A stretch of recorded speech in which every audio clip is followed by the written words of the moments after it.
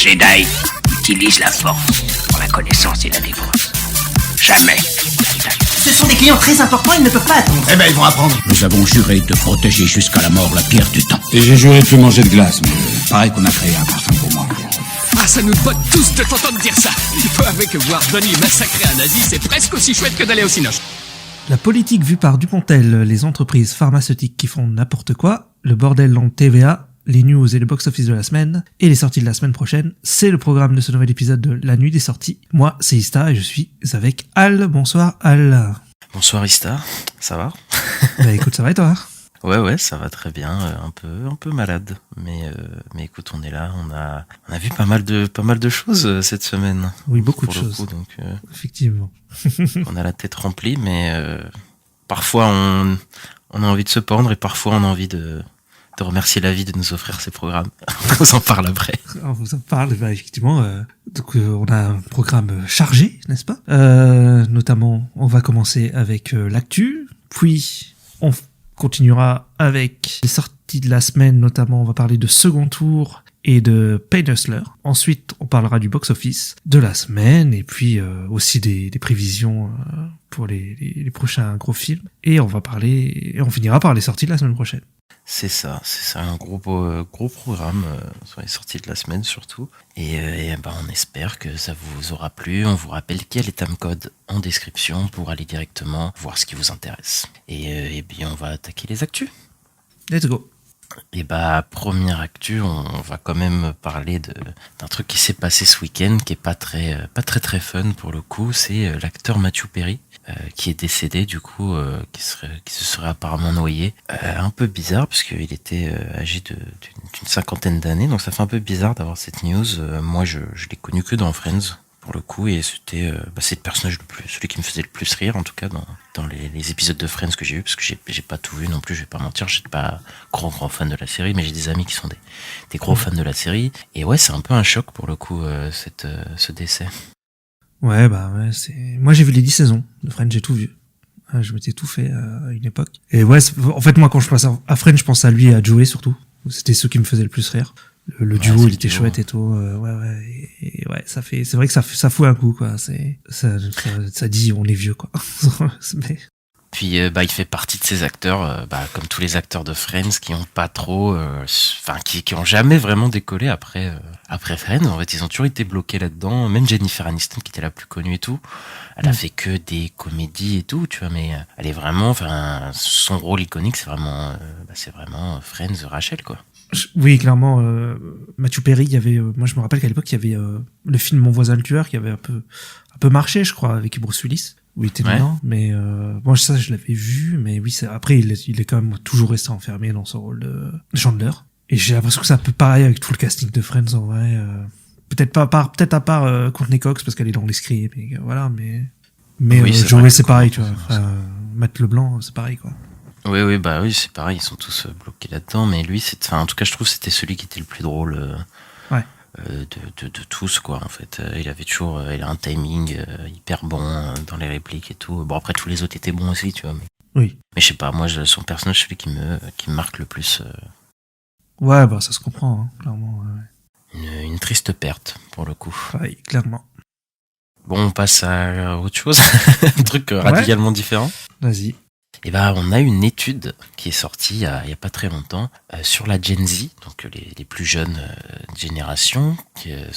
Cette étude elle montre que 48% de la Gen Z a le sentiment que les contenus sexuels, en tout cas orientés sexuels, sont pas nécessaires à l'histoire de la plupart des films et des séries qu'ils regardent, et 51,5% de cette Gen Z voudraient plus de contenu qui se focus sur l'amitié, en tout cas, et sur les relations plus platoniques, avec moins d'histoires d'amour et je pense sexuelles et tout.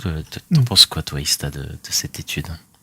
Ouais, moi je suis pas tellement en désaccord. J'ai l'impression qu'il y a eu une montée dans les scènes de sexe et tout, quand il y a genre Game of Thrones qui est arrivé, ces genres de trucs là. En tout cas parce que là on parle de séries, non on parle aussi de films. Oui, de films et séries, les deux. Parce que dans les séries, moi j'ai l'impression qu'à l'époque il y en avait pas vraiment, et que ça arrivait avec Game of Thrones et Spartacus, et que c'est beaucoup les chaînes câblées, tu sais, qui voulaient faire genre nous on est plus adultes et tout. Mais je pense aussi que c'est parce que, bon, je vais pas dire censure ou quoi, mais je pense qu'ils avaient des formats beaucoup moins matures et beaucoup moins ça se voulait interdits grand aux moins de public. 16 ans, à part Bien peut-être sûr. HBO qui a peut-être toujours fait ça, tu vois, mais voilà, avec le libération du streaming, entre guillemets, et, les plateformes, ils ont toutes les plateformes, ils ont pas de problème à faire du contenu plus adulte, moins puritain, quoi, en tout cas. En tout cas, moi, ça me rappelle des amis qui doivent avoir, je crois qu'ils nous ont au début de vingtaine, tu vois, et qui m'ont dit, Oppenheimer, les scènes de sexe, c'était pas nécessaire, quoi. Ça les a gênés et tout, tu vois.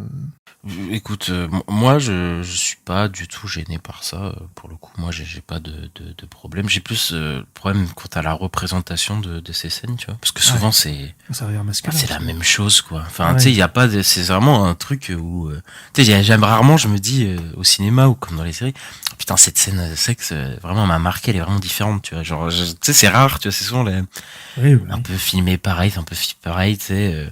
Donc c'est peut-être un peu ça qui me dérange. Après, le fait qu'il y en ait pas, écoute, bon, ça m'a jamais dérangé, quoi. Oui. Ça m'a jamais vraiment parce que ça, en plus, cette étude, faut savoir que elle a été faite par les Américains. Les Américains, il y a comme une grosse partie d'eux qui sont très puritains, très faut pas montrer ces choses-là, tu vois. Donc bon, c'est à relativiser quand même ces études-là, tu vois. C'est vrai. Mais je sais pas. En fait, moi, ça me dérange pas du tout. Enfin, ça m'a jamais dérangé d'en avoir. Tu vois, je me suis jamais dit, ah putain, là, il faudrait pas en avoir ou quoi, tu vois. Mais ouais, c'est plus créativement comment c'est représenté. Après, je suis quand même d'accord sur le côté, ce serait bien d'avoir plus de relations platoniques parce que souvent, genre t'as un mec et une nana, forcément ils vont tomber amoureux, quoi. Alors que ça pourrait juste être des meilleurs amis, et tu vois. En vrai, pas forcément en vrai. Parce que je sais pas si t'as remarqué, mais dans le cinéma populaire, il y a plus beaucoup de romance en vrai au centre des films, tu vois. Genre par exemple Marvel, c'est pas fou.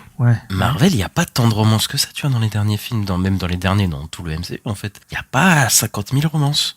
Il y avait au début les premiers Thor, Captain America, Iron Man, tout ça, mais plus on avance, plus ils sont mis au second plan, ou alors ils sont par exemple Doctor Strange, il y a une romance, mais au final non, tu vois. On s'en fout. Genre, Oui. Ouais, déjà on s'en fout, mais au final non, tu vois, il sort pas avec. Black Panther 2 là, je crois pas que Shuri elle a un truc, tu vois. Je prends des exemples comme ça qui me viennent en tête, mais on en a beaucoup moins, quoi. Mais après je pense que c'est plus, là il parlait dans l'étude, je pense qu'il parlait de scènes sexuelles plus, je pense. Oui. Je pense que c'est plus ça qui les rebute un peu, quoi. Bah, du coup, on va passer à la suite. On va parler de cinéma, de films. Je te laisse introduire la prochaine actu. Ouais, donc en fait, il va y avoir un reboot de Highlander par Chad Stahelski qui lui a réalisé. C'est lui qui a réalisé John Wick, hein, on est d'accord. Tous les 4 John Wick. Les 4 John Wick, ouais. Parce que je savais plus si c'était les premiers sont à 2. Ils sont à 2, il est avec David Leitch, celui qui fait Atomic Blonde, Deadpool. Bullet Train, Deadpool. Bullet Train, c'est ça, ouais. Oui, donc là c'est vraiment le réalisateur des 4 John Wick, donc il va faire un reboot d'Highlander avec Henry Cavill dans le rôle principal. Et donc ça sera produit par Lionsgate. Et le tournage, il commence début 2024 avec un budget de $100 millions. Alors moi j'ai jamais vu Highlander. J'ai jamais vu ce film avec l'acteur, le fameux. Tu veux imiter son rire Non, j'arrive pas. J'ai essayé, mais. Notre Lambert national, Christophe Lambert. Son seul bon film, je crois. Je crois que c'est le seul bon film de Christophe Lambert. Christophe Lambert, si vous connaissez pas, c'est un acteur assez populaire français, un vieux acteur, mais qui est connu pour avoir fait pas mal de films pas foufou, quoi. Donc dans sa carrière. Généralement quand il est là, c'est pas très bon signe, quoi. Voilà, et là, ce film-là, c'est quand même le film qu'il a fait connaître, je crois. Il me semble. Époque, et je crois que c'est un bon film d'ailleurs, Highlander. Le premier, il est réputé comme étant un bon film, ouais. Mais je crois que c'est un des seuls films de fantasy qu'il y avait à l'époque. C'est possible. À ce niveau-là, donc. Après, avec Henry Cavill, donc. Je sais pas s'il était très musclé, le Highlander de. Non. Bah là, je pense que ça va être Henry Cavill, 200 kilos de muscles. Bah là, ça fait penser à The Witcher, parce que Highlander, c'est un mec avec une épée, quoi. Moi, ça me fait penser à The Witcher, tu vois. Ah ouais, mais je crois que ça raconte pas la même chose. Non, pas du tout. Non, pas du tout. Non, c'est avec des immortels. Mais après, lui, il est à fond là-dedans, là, Henry Cavill, là. Il voulait faire aussi Warhammer... 40 000, je crois. C'est Warhammer 40 000. Ouais, hein. c'est la série d'Amazon, là, qu'il va faire aussi. Oui. Enfin, ouais, lui, il est à fond dans ces choses-là, quoi. Un truc un peu geek, ouais. Après, est-ce qu'Henry Cavill, il ressemble pas plus à Conan Ah, ça lui irait bien, Avec peut-être, Moore, ouais, clairement. Enfin, bref. Bah, écoute, moi, je suis assez chaud, en vrai, parce que y a pas beaucoup de films de fantasy, donc je veux bien en avoir, tu vois. Ouais. Et je vais sûrement checker le premier avant de voir celui-là. Bah moi je l'ai pas vu non plus, j'ai vu une série qui passait sur M6 à l'époque, il y a très longtemps. Et j'ai vu le film d'animation fait par les créateurs de Ninja Scroll, le film d'animation de Ninja Scroll. Ils avaient fait un film Highlander, et je connais un peu comme ça, mais j'ai pas vu les films avec Christophe Lambert. Donc il faudrait que je rattrape aussi. Mais j'aime bien un peu le délire, le pitch de base, quoi. Alors ensuite, on va parler d'une franchise, que j'aime bien à la base, moi. Une franchise que j'aime. Ouais. C'est la franchise Harry Potter, mais plus précisément les Animaux Fantastiques, qui a été, comment on peut dire, arrêté par Warner Bros. De toute façon, c'était. Ouais, mis au garage, moi je dirais, parce qu'ils disent Parkhead, tu vois, donc Parkhead. Oui, enfin en tout cas, Ouais. c'est que c'est mort pour le moment. Il n'y en aura pas d'autres. En tout cas, c'est pas prévu qu'il y en ait d'autres par la suite. Alors. Les Animaux Fantastiques, on parlera, il y a un lien avec l'émission, parce que Payne Hustlers est fait par David Yates, qui a réalisé tous les Animaux Fantastiques qui sont sortis. Moi, cette news, en tout cas, elle me surprend pas du tout, parce que les Animaux Fantastiques, depuis le premier, déjà, en termes de box-office, ça fait que chuter. L'intérêt du public est plus du tout là. Et puis, parce que c'est un peu de la merde, quand même. Les Animaux Fantastiques. Enfin, c'est pas de la merde, mais c'est insipide un peu, tu vois. Moi, en tout cas, ça me passionne pas du tout, quoi. T'as dit quoi? Non, je dis c'est pas ouf, on est d'accord. Mais moi, ça m'a pas surpris, plutôt dans le sens où, à partir du moment où ils ont annoncé une série Harry Potter, pour moi, c'est que c'était fini, quoi. Bon, ils auraient pu faire en parallèle, hein. Tu sais, Warner pour faire du fric, vrai si ça marchait bien, je pense qu'ils auraient pu faire. Ouais, si ça marchait bien, bien sûr. Mais bon, après, il y a eu un changement de directeur avec Zaslav qui est arrivé l'année dernière. Oui. Je pense qu'il y a aussi une volonté de changer la stratégie, quoi. Et donc, David Zaslav qui est arrivé à la tête de DC Warner, enfin DC. Ouais, de Warner Bros. Tout simplement. Non, de Warner Bros. Warner Bros. Et du coup, ça a changé tout leur objectif, quoi. Bah, c'est ça, toute la stratégie de la boîte, quoi. Ouais, non, c'est c'est fou, ils avaient annoncé 5 films au tout début, hein. Ils avaient prévu 5 films.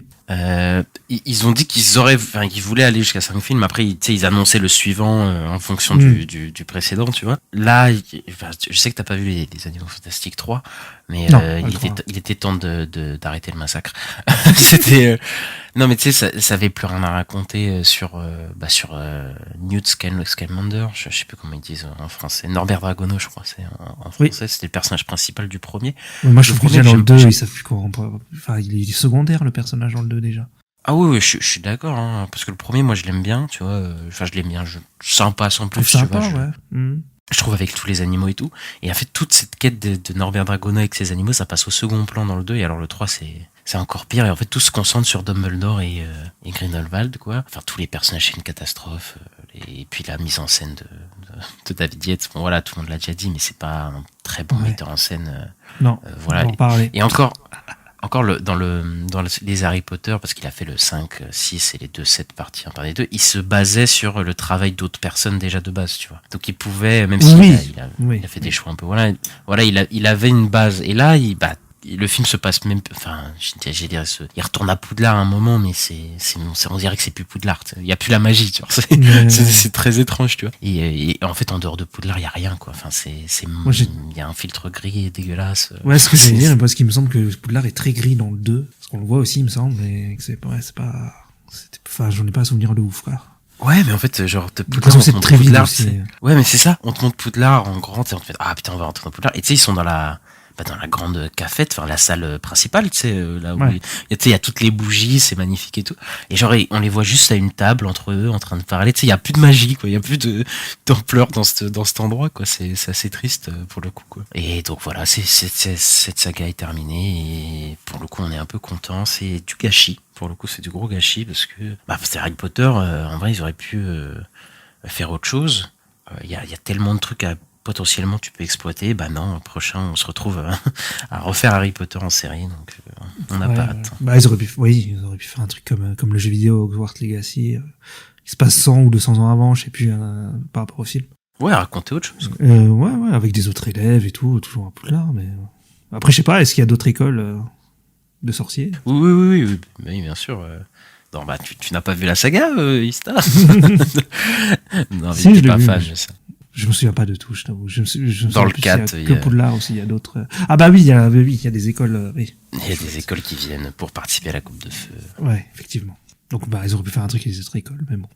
Et bah écoute, on reste chez Warner sur le coup là. Parce qu'il y aurait, alors c'est une rumeur, il y aurait un film Scarecrow, donc l'épouvantail, qui serait, enfin, je sais pas comment on dit, pas en production, mais En développement. développement. Ouais, c'est ça que je trouvais pas comme mot. Voilà, et qui serait dans l'univers de Matt Reeves, donc The Batman, qui est sorti en 2022. Déjà, on va avoir la série sur le Pingouin. Bah après, ouais, film Scarecrow, donc l'épouvantail, je sais pas trop, un film d'horreur quoi, je verrai moi pour Halloween quoi. Pour Halloween. Bah Ouais, ouais. c'est vrai qu'on est Halloween. Oui. Oublié. Je m'en fous d'Halloween, mais mais oui, on est à Halloween. Bah écoute, moi Scarecrow, ça me chauffe pas de fou en fait cette annonce. Ouais. C'est très bizarre parce que bon, après je sais pas ce qu'ils vont faire, parce qu'ils vont faire un truc bien, tu vois. Scarecrow, c'est un des ennemis les plus réputés de Batman, mais le truc c'est que lui en tant que protagoniste de son film, enfin qu'est-ce qu'ils vont raconter? Ils vont mettre un mec qui fait peur enfin tu sais, genre qui devient un mec qui fait peur aux gens et tout, enfin c'est très bizarre, genre je sais pas si ça a vraiment besoin de ça, surtout tous les personnages de Batman, ils auraient pu avoir plein de protagonistes. Enfin, je sais pas, en plus on a Catwoman, tu vois, qui est aussi dans Oui, le truc qu'ils auraient pu développer ça, ou ce genre de choses. Donc, tu sais, il y a la c'est rumeur très bizarre. de Clayface et tout, c'est bizarre un peu où ils vont... Encore le pingouin, je peux comprendre le côté mafieux et tout. Mais là, peut-être ouais. ça va se passer, enfin, ça va être un direct, enfin, c'est comme ils vont prendre comme un peu dans Batman Begins, où le directeur de tête de l'asile, tu vois, de l'asile d'Arkham. Parce que je sais pas si tu te souviens, il y avait à l'époque, ils développaient une série sur l'asile d'Arkham. Oui. Je sais pas si tu te souviens. Oui, c'est vrai. Ouais. Est-ce que c'est pas ce projet qu'ils vont peut-être transformer en Scarecrow, tu vois? Et genre, c'est lui qui est dans l'asile et qui fait, enfin, tu sais, qui développe un truc avec les... Je sais pas, je viens de penser à ça, tu vois, comme ça, mais je me dis peut-être que c'est un truc comme ça. Ouais, c'est possible. Mais après, en film, je sais, enfin, j'aurais plus vu ça en série, en vrai, hein, tu vois, mais... Oui, non, je suis d'accord. C'est en film, je sais pas quoi faire ça. Après, je pense ce qu'il pourrait faire, c'est un truc pas très cher, tu vois.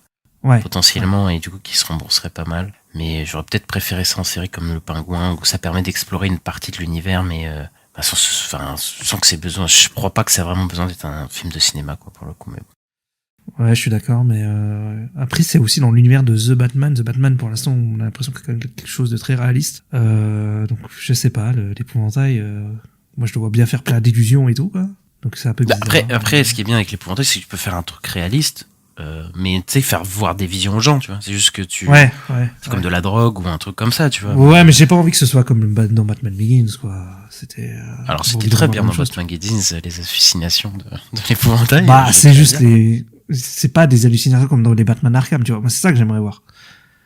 Oui, bah après, ils peuvent faire un truc comme ça. Ouais. Bah, j'espère. Écoute, bon, peut-être pas à l'ampleur pour ceux qui ont joué à Arkham Knight, où d'un moment il se passe des trucs très très... Voilà, mais je sais pas. À voir, mais ça me chauffe pas tant que ça, pour le coup. Ouais, moi, c'est à voir. Bah, ça reste l'univers de Batman, donc c'est intéressant quand même. On verra, quoi. Ensuite, bah, pour aller au niveau des plateformes, des séries, bah, on vous avait annoncé, il me semble, la semaine dernière que Netflix augmentait ses prix. Et bah là, c'est au tour d'Apple TV. Apple TV qui nous a fait tant de bien, avec tant de bonnes séries, tant de bons films, et qui nous trahit, qui nous met un couteau dans le dos. Tu te rends compte, ça? Alors, leur abonnement c'est un peu ça, de 7 € par mois qui va passer à 9,99 €, donc 10 balles par mois. Bon, bah voilà, l'effet boule de neige, Netflix l'a fait, Disney Plus l'a fait, Apple TV le fait. Ils vont sûrement, eux, ils gagnent des abos. 3 € quand même. Ah oui, c'est 3 €. Bah après, eux, leur abonnement, c'était 7 balles. Oui, c'était pas moins cher que les Netflix, mais quand même, ils atteignent les 10 balles, quoi. Et au bout d'un moment, moi, je pense aux personnes qui veulent avoir 5 abonnements à la fois. Alors là, ça va être très compliqué dans le futur, quoi, d'avoir tous ces abonnements. Encore une fois, on l'avait dit. Est-ce que le piratage va pas, ça va pas gagner au piratage aussi, ça peut. Après, il y a Canal+ qui fait une offre. Cette vidéo n'est pas, non, ce podcast n'est pas sponsorisé par Canal+. Mais Il y a Canal+ qui fait une offre, je sais, avec, je crois que t'as Netflix, Disney+, t'as plusieurs comme ça, et Apple TV, genre à 35 € par mois, ou un truc comme ça, je sais plus. Mais il y a des offres comme ça que tu peux trouver. Mais ouais, si tu prends tout un à un, ça commence à faire cher. Ouais, bah je pense. Ouais. Après, j'avoue que le truc Canal+, c'est pas mal. Parce que je crois que t'as tout Canal+, t'as Netflix. C'est ça. Et je crois pas que c'est Apple TV, mais je sais plus c'est quoi. Avec. Si t'as Apple TV, si t'as Apple TV. Ah, c'est Apple Je TV. l'avais regardé, ouais. T'as Apple TV et Disney+, parce qu'ils ont des partenariats avec Canal+. Ok, bon, c'est plutôt cool, tu vois. Bon, après, ça reste, genre, je crois que c'est entre 20 et 30 balles quand même, mais... Je crois même que c'est 45 en vrai, de ce que je me souviens, mais ouais. Ah, et 45. Ouah, putain. C'est insane quand même le prix. Ou c'est 30, ouais, je sais plus là, mais... Mais j'avais vu des offres à 25 balles, mais peut-être t'as peut-être pas tout, mais il y a il y a pas un mal truc d'offres. comme ça pendant Noël l'année dernière ou il y a 2 ans, je sais plus, mais ouais. Et c'est genre pendant 12 mois, c'est ça, et après ça monte de 10 ou 20 €.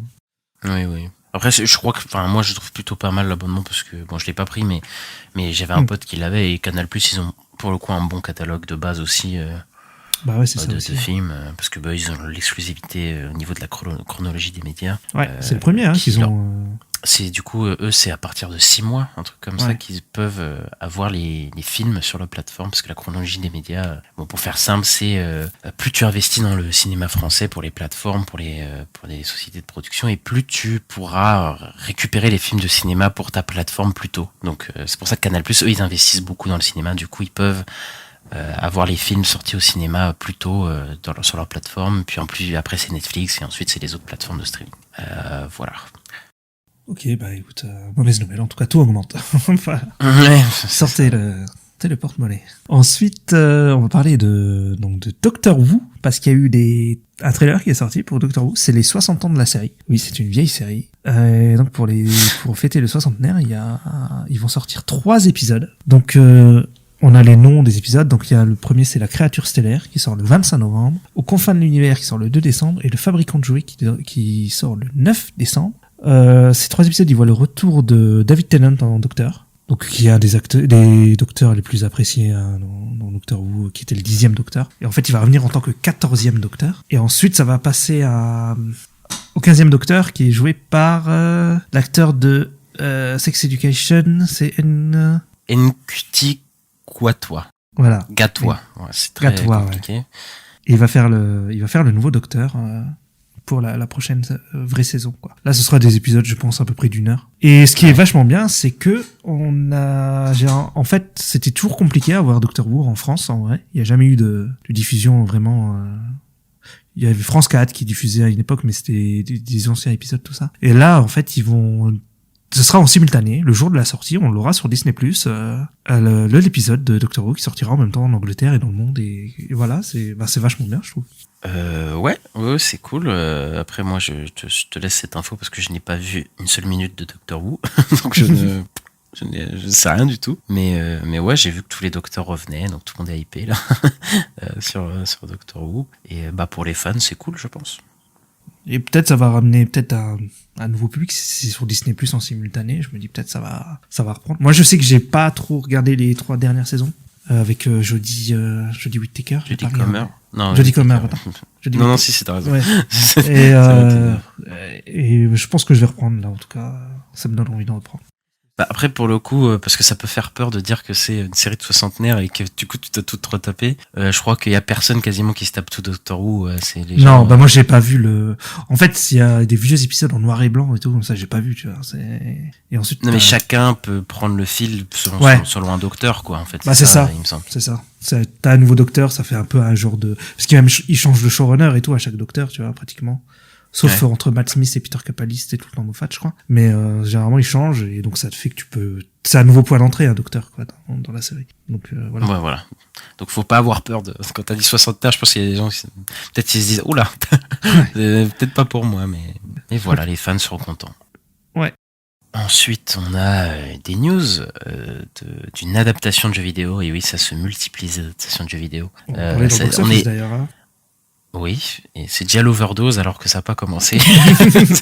On a des nouvelles du live action Fallout, du coup, qui est une série qui a été commandée par Amazon Prime, qui sortira sur Amazon Prime du coup le 12 avril. On a une info. On n'a pas trop, enfin, j'ai pas trop d'infos sur la série, mais une série Fallout, pourquoi pas? Moi, je me dis pourquoi pas. C'est dans un, pour ceux qui savent pas, c'est un jeu vidéo qui se passe dans un univers post-apocalyptique. Donc après qu'il y ait des explosions nucléaires, en gros, qu'on détruit une partie de la Terre, et du coup, bah, ça se passe après ça, et donc c'est un genre de TPS, FPS dans cet univers-là, et puis moi j'aime bien la série. Il y a 1 ou 2 épisodes que j'aime bien de Fallout. Et ouais, je suis chaud pour voir ce que ça donne en série. S'il y a le budget, s'il y a le savoir-faire, ça peut être quelque chose de vraiment pas mal pour le coup. Ouais, je suis curieux aussi. Après, moi, j'ai jamais joué à Fallout. En vrai, j'ai vu des gens jouer, mais j'ai jamais joué. Mais je connais un peu l'univers post-apo, tout ça, avec le nuke, tout ça, là, je connais un peu. Et ouais, moi, je suis curieux. Je suis curieux. Moi, les adaptations de jeux vidéo, je suis pas fatigué. Hein. J'ai regardé Twisted Metal cet été, c'était sympa. J'ai dit je suis fatigué, mais c'était une manière de parler. Je suis pas vraiment fatigué. C'est juste que je sens que ça va. Bah là, vu ce qui se passe, vu les adaptations comme je pense que là, ça va se multiplier, quoi. Ouais, je crois aussi. Hein. J'ai bien l'impression. Alors, j'ai trouvé des infos du coup sur la série. Côté scénario, du coup, on a Geneva Robertson. Alors bon, ses faits d'armes sont pas fameux. Elle a scénarisé Captain Marvel et Tomb Raider. Du coup, je sais pas si tu vois. J'ai vu les 2 films. C'est pas foufou. Non, c'est pas fou. Même si moi, j'aime bien Captain Marvel, ça va, je le trouve sympa, mais oui, c'est pas fou. Et le deuxième, c'est Graham Wagner, je sais pas comment écrire son nom, qui était producteur surtout sur The Office. Il a scénarisé certains épisodes, et en fait sur des séries humoristiques, genre Silicon Valley, j'ai jamais regardé, tu vois, mais je crois que c'est... J'ai pas regardé non plus, mais ouais, je vois... Je crois qu'il y a un acteur connu qui fait pas mal de trucs maintenant de Silicon Valley, je sais plus c'est... Ah bah c'est pas qui est dans Les Éternels. Ah oui, Kumail Nanjiani.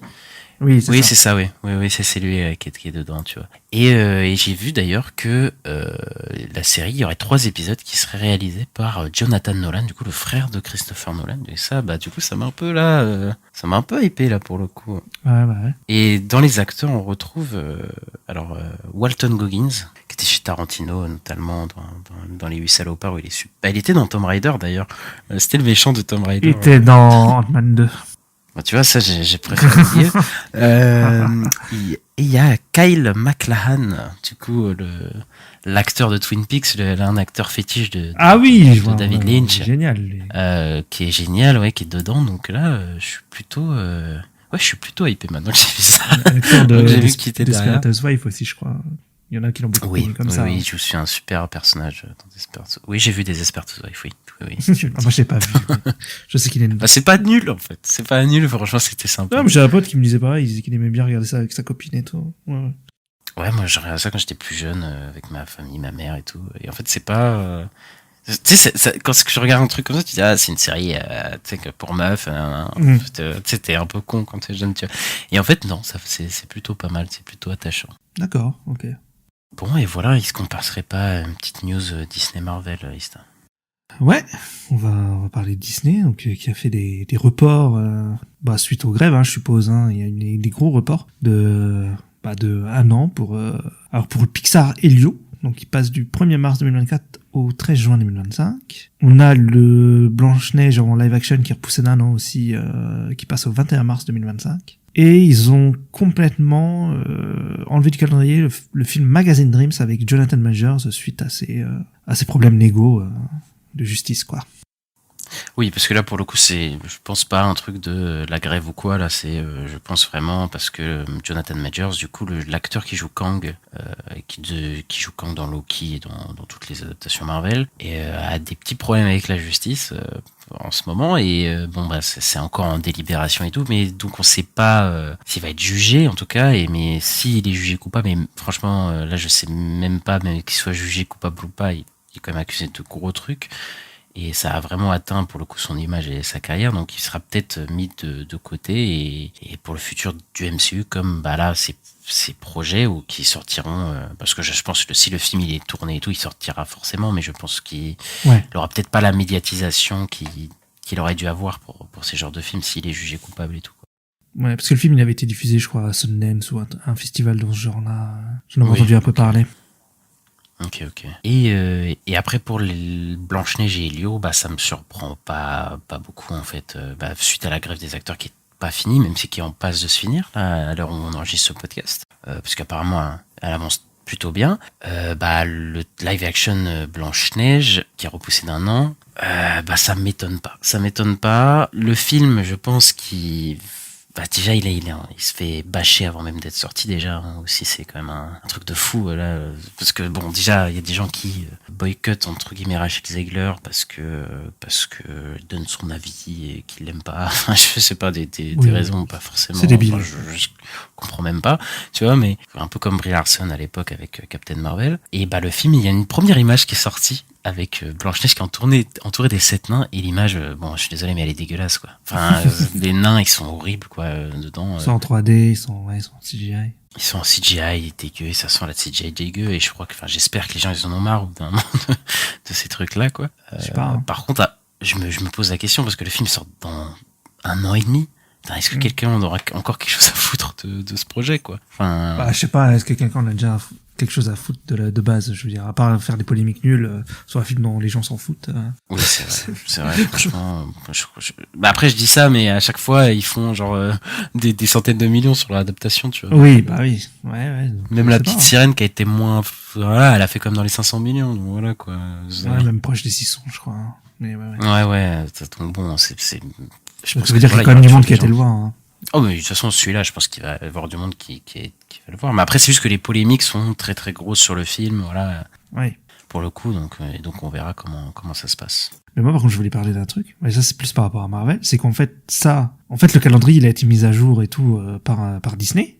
Et ils ont pas bougé Deadpool. Ils ont pas du tout bougé Deadpool. Ils l'ont laissé au mois de mai. Alors que Blanche-Neige et tout, ce qu'on parle, là, ça a été bougé. Et je trouve ça très étrange. Alors, je suis en train de me dire, mais on en avait parlé la semaine dernière pour le coup. Bah oui, mais c'était qu'une rumeur, oui. Mais c'était un média, c'était The Hollywood Reporter ou quoi. Mais là, c'est le truc officiel. Et Deadpool n'a pas été bougé. Je pense qu'ils vont l'annoncer plus tard, mais je pense qu'il va être bougé. Moi, je maintiens qu'ils vont. Je sais pas s'ils vont remplacer, ils vont mettre Captain America là-bas, mais je suis certain qu'ils vont pas. Peut-être qu'ils attendent là. Si peut-être la grève se finit là, ils peuvent peut-être tourner en novembre et finir le film. Je sais pas. Oui, moi je suis sûr. Je suis sûr que non, pardon, pour le coup. Je les vois pas faire ça, surtout avec on avait eu quand même une news dessus c'était pas c'est pas une rumeur, mais voilà quoi, c'était un vrai papier pour le coup qui voulait vraiment faire ça. Donc je pense juste pour l'annoncer officiellement, ils attendent un peu, je pense, c'est tout. Je sais pas, parce que là ils ont mis vraiment un jour le calendrier Disney, ils ont pas bougé Deadpool, c'est très très étrange. Bon alors je n'ai pas d'explication pour le coup. Non mais j'en ai pas non plus. Je ne sais pas, mais pour les pauvres VFX artistes, s'il vous plaît, laissez le film sortir plus tard, voilà quoi. Et donc, en parlant de Marvel, on reste chez Marvel. Oui, on reste chez Marvel, on parle de ton réalisateur favori chez Marvel, Taika Waititi. Je déteste pas moi Taika Waititi, hein. J'aime bien Ragnarok, je trouve cool Ragnarok. Ça va, Ragnarok, j'avoue, je déteste pas Ragnarok, je suis mauvais. Non, je pense que c'est un réalisateur surcoté, mais voilà quoi. On n'est pas là pour parler de son œuvre, voilà. Mais du coup, Taika Waititi qui a fait ça reste le meilleur Thor pour moi, Ragnarok, hein, entre les 4. Après, la concurrence est pas folle. Hein. Oui, la concurrence des 4 Thor est pas folle. Mais du coup, Taika Waititi, qui a réalisé Thor Ragnarok et Thor Love and Thunder, du coup les 2 derniers Thor, ne serait pas dans les plans pour revenir pour Thor 5 qui est annoncé en développement pour le coup. Donc il compte pas laisser Thor partir. Hein, Chris Hemsworth, il va être enchaîné à cette licence. Il est là-dedans quoi. Le problème de la franchise, ça n'a jamais été Chris Hemsworth. De toute façon, je trouve que même qu'il est plutôt bien casté. Non, mais c'est juste que, tu sais, les OG, ils sont un peu, tous passés à autre chose, mais oui, il est bien dedans, apparemment. Lui et Hulk, je pense ils sont encore là pour un moment. Hein. Ouais, mais après Hulk, comme il a pas son film, tu sais, il a plus de film à lui, tu vois, il fait des petites apparitions, des petits trucs comme ça, voilà, il est moins impliqué, alors que lui, je pense qu'il kiffe toujours ça, du coup, faire Thor. Ce sera le premier perso qui aura 5 films, hein. dans la MCU. Ouais. Et bah moi ça m'étonne pas que Taika Waititi soit soumis sur le côté, parce que déjà je pense que lui peut-être que créativement je pense qu'on a vu avec Thor 4 voilà qu'il était plus du tout enfin en tout cas je crois qu'il en avait un peu plus rien à foutre. Ouais, Et, c'est plus ça, je pense. C'est vrai. Il est en roue libre, quoi. Et là qu'il ait vu les notes négatives que s'est pris Thor 4, peut-être pour le coup ils écoutent enfin plutôt les reviews que le box office, parce que au box office il a pas trop mal marché quand même, hein. Il a fait 760 millions, je crois. Ouais, mais il a moins marché que Ragnarok, hein. Il a fait moins que Ragnarok. Oui, il a fait un peu moins, mais ça reste un succès, tu vois, genre ça reste Oui. un film qui a rapporté, tu vois. Bah du coup, il s'écarte de lui, moi ça m'étonne pas. Oui, ça m'étonne pas non plus. Bah, en plus, Chris Hemsworth avait déjà dit qu'il voulait un ton peut-être différent de Ragnarok et Love and Thunder, peut-être quelque chose de plus sérieux et tout. Ouais, c'est un peu la saga maudite Ouais. du MCU, c'est Parce qu'à chaque fois, Oui, vraiment. sur les 4 films, t'en as un qui est plutôt bon, je dirais, j'avoue, mais les 3 autres, c'est compliqué. Ouais, et puis enfin, en tout cas, j'ai le souvenir qu'à l'époque, c'était la franchise la plus faible, Thor, celle qui faisait le moins au box-office par rapport aux autres et tout. Bah c'est toujours celle qui a fait le moins. Mais je crois que c'est la seule qui a jamais dépassé les genre 800 millions, un truc comme ça. Ouais, c'est ça. Même Ragnarok, il a pas monté, quoi. Si, je crois qu'il est au-dessus de 800 millions, Ragnarok. Je crois qu'il Ok. est un peu au-dessus. Mais Ok. mais il a jamais fait le milliard, en tout cas, ça c'est clair. Oui, il a jamais fait le milliard. Même Doctor Strange 2, il a atteint quasiment le milliard. Bah oui. Alors que quand même, Chris Hemsworth en Thor, il est connu quand même maintenant, je sais pas. Enfin, Après, je pense que c'est pas forcément lié à Chris Hemsworth, le fait que ce soit bien ou pas, tu vois. Moi, tout le monde aime bien Chris Hemsworth en Thor, je pense, tu vois. Oui. C'est plus, voilà, le traitement, les films, quoi. Enfin, c'était quand tu t'es tapé les 2 premiers Thor qui étaient pas fous, le Ouais. 3e, bon, peut-être il a fait un gagner, mais un peu d'estime, mais voilà, le Thor 4, les retours, tu sais, les premiers retours, c'était terrible, tu vois, sur Thor 4. Donc, bon. Bah moi je suis chaud s'il fait un truc plus épique, plus dramatique, un peu moins comédie quoi. Ouais, clairement. Clairement, ils peuvent faire ça, pour le coup. Ça peut enfin, je sais pas, en tout cas, c'est un truc plus dramatique, mais en tout cas, un autre ton, quoi. C'est tout, Ouais. un autre truc, parce que là, la comédie, Un truc à la God of War. oh là là, tu me hype, mais ça n'arrivera pas, hein. Pas non plus. Surtout qu'on va voir Russell Crowe revenir, ça. Ouais, non. Lui dès qu'il est là maintenant, ça veut dire que c'est un mauvais film. Enfin, c'est comme Christophe Lambert quoi. Mais... Quoi, mais il a fait l'exorcisme du Vatican? Ouais, bah oui, bah voilà. C'est génial. C'est meilleur que Thor 4. Ah bah peut-être. Je sais pas, c'est peut-être plus drôle que Thor 4, c'est possible. Ah, ça c'est sûr. Bah, on reste dans les news du futur du MCU, et ça, je te laisse parler des 4 Fantastiques. Ouais, donc il y a une petite rumeur qui est tombée encore une fois sur le casting des 4 Fantastiques, parce que ça fait 2 ans qu'on entend des noms sur les 4 Fantastiques. Ouais, mais ça a l'air sérieux, là, pour le coup. Enfin, ça a l'air d'être une vraie rumeur, là. Ça a l'air sérieux, en tout cas. Donc là, on parlerait de Vanessa Kirby pour faire le rôle de Susan Storm, Joseph Quinn pour faire le rôle de Johnny Storm, Ebon Moss-Bachrach pour faire la chose, et on parle de Jack Gyllenhaal pour faire Mr. Fantastic, donc Reed Richards, et ça, c'est très, très étrange.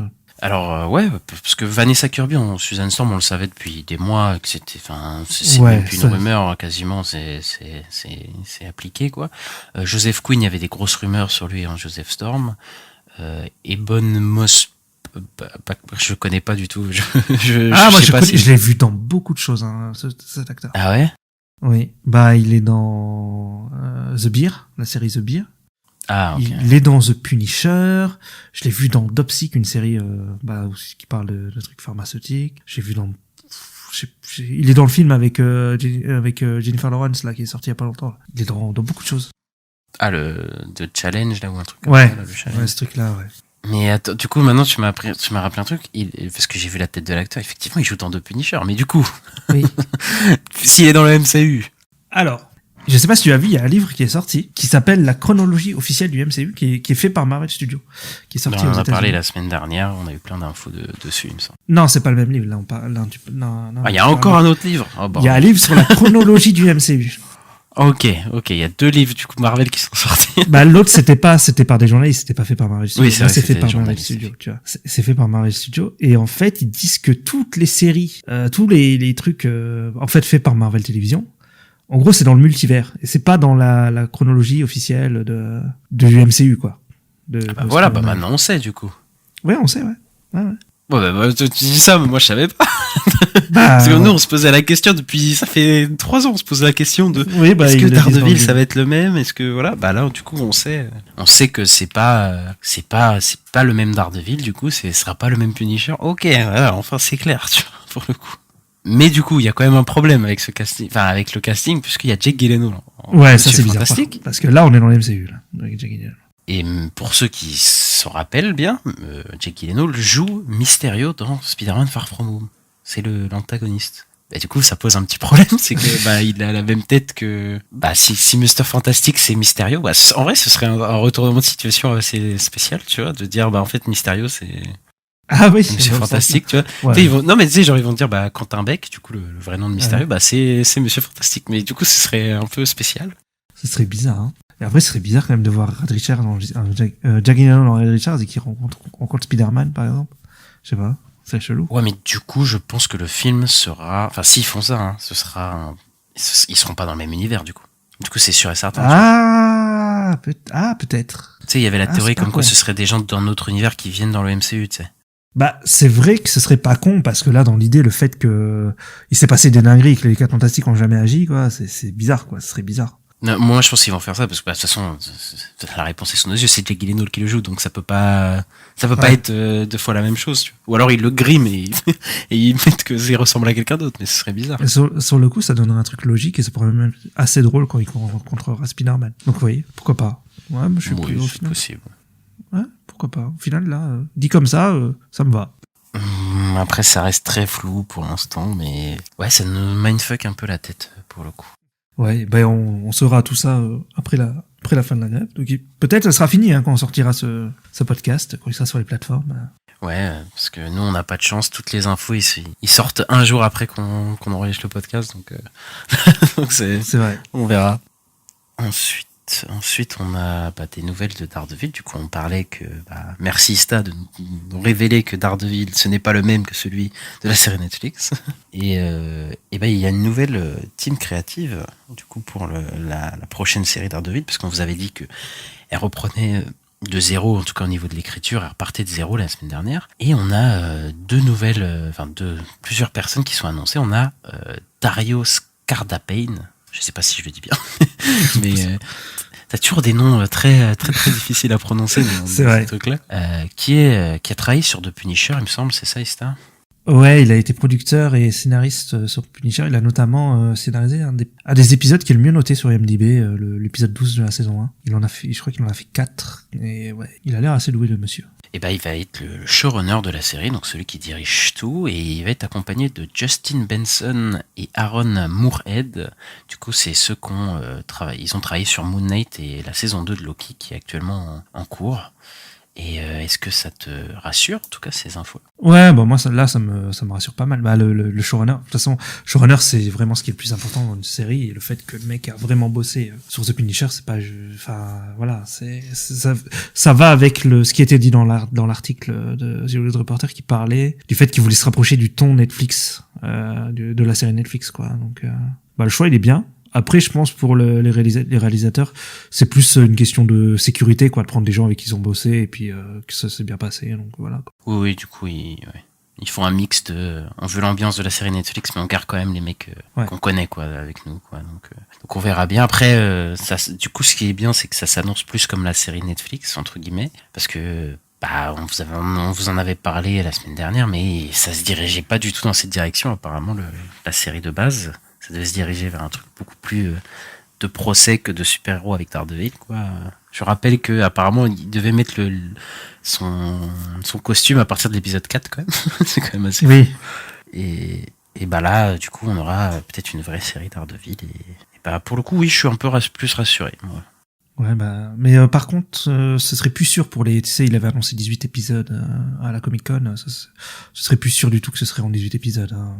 Oui, je pense aussi, là, ça va être en mode, de toute façon, ils vont tout refaire, donc ça se trouve, ce sera en 13 épisodes, en 10, en 24, on sait pas. Peut-être, ouais. Ils avaient annoncé 2 saisons, quand même, dans l'article la semaine dernière. Oui, ça c'est quasiment sûr, ça, c'est que 2 saisons étaient... peut-être ils vont faire 2 saisons de 13 épisodes, comme à l'époque, en fait. Ouais, c'est possible, ouais.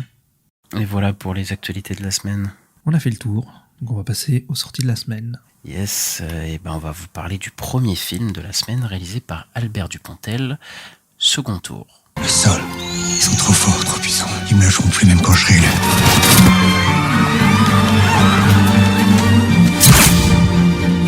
On t'a vu filmer? Non. Si on vous dit « Enfin, il se passe quelque chose dans cette campagne soporifique », que répondez-vous? C'était dans tes questions, ça? Non, mais les prévus ont déjà tout été posés. On croit qu'on va retourner au foot, nous, hein?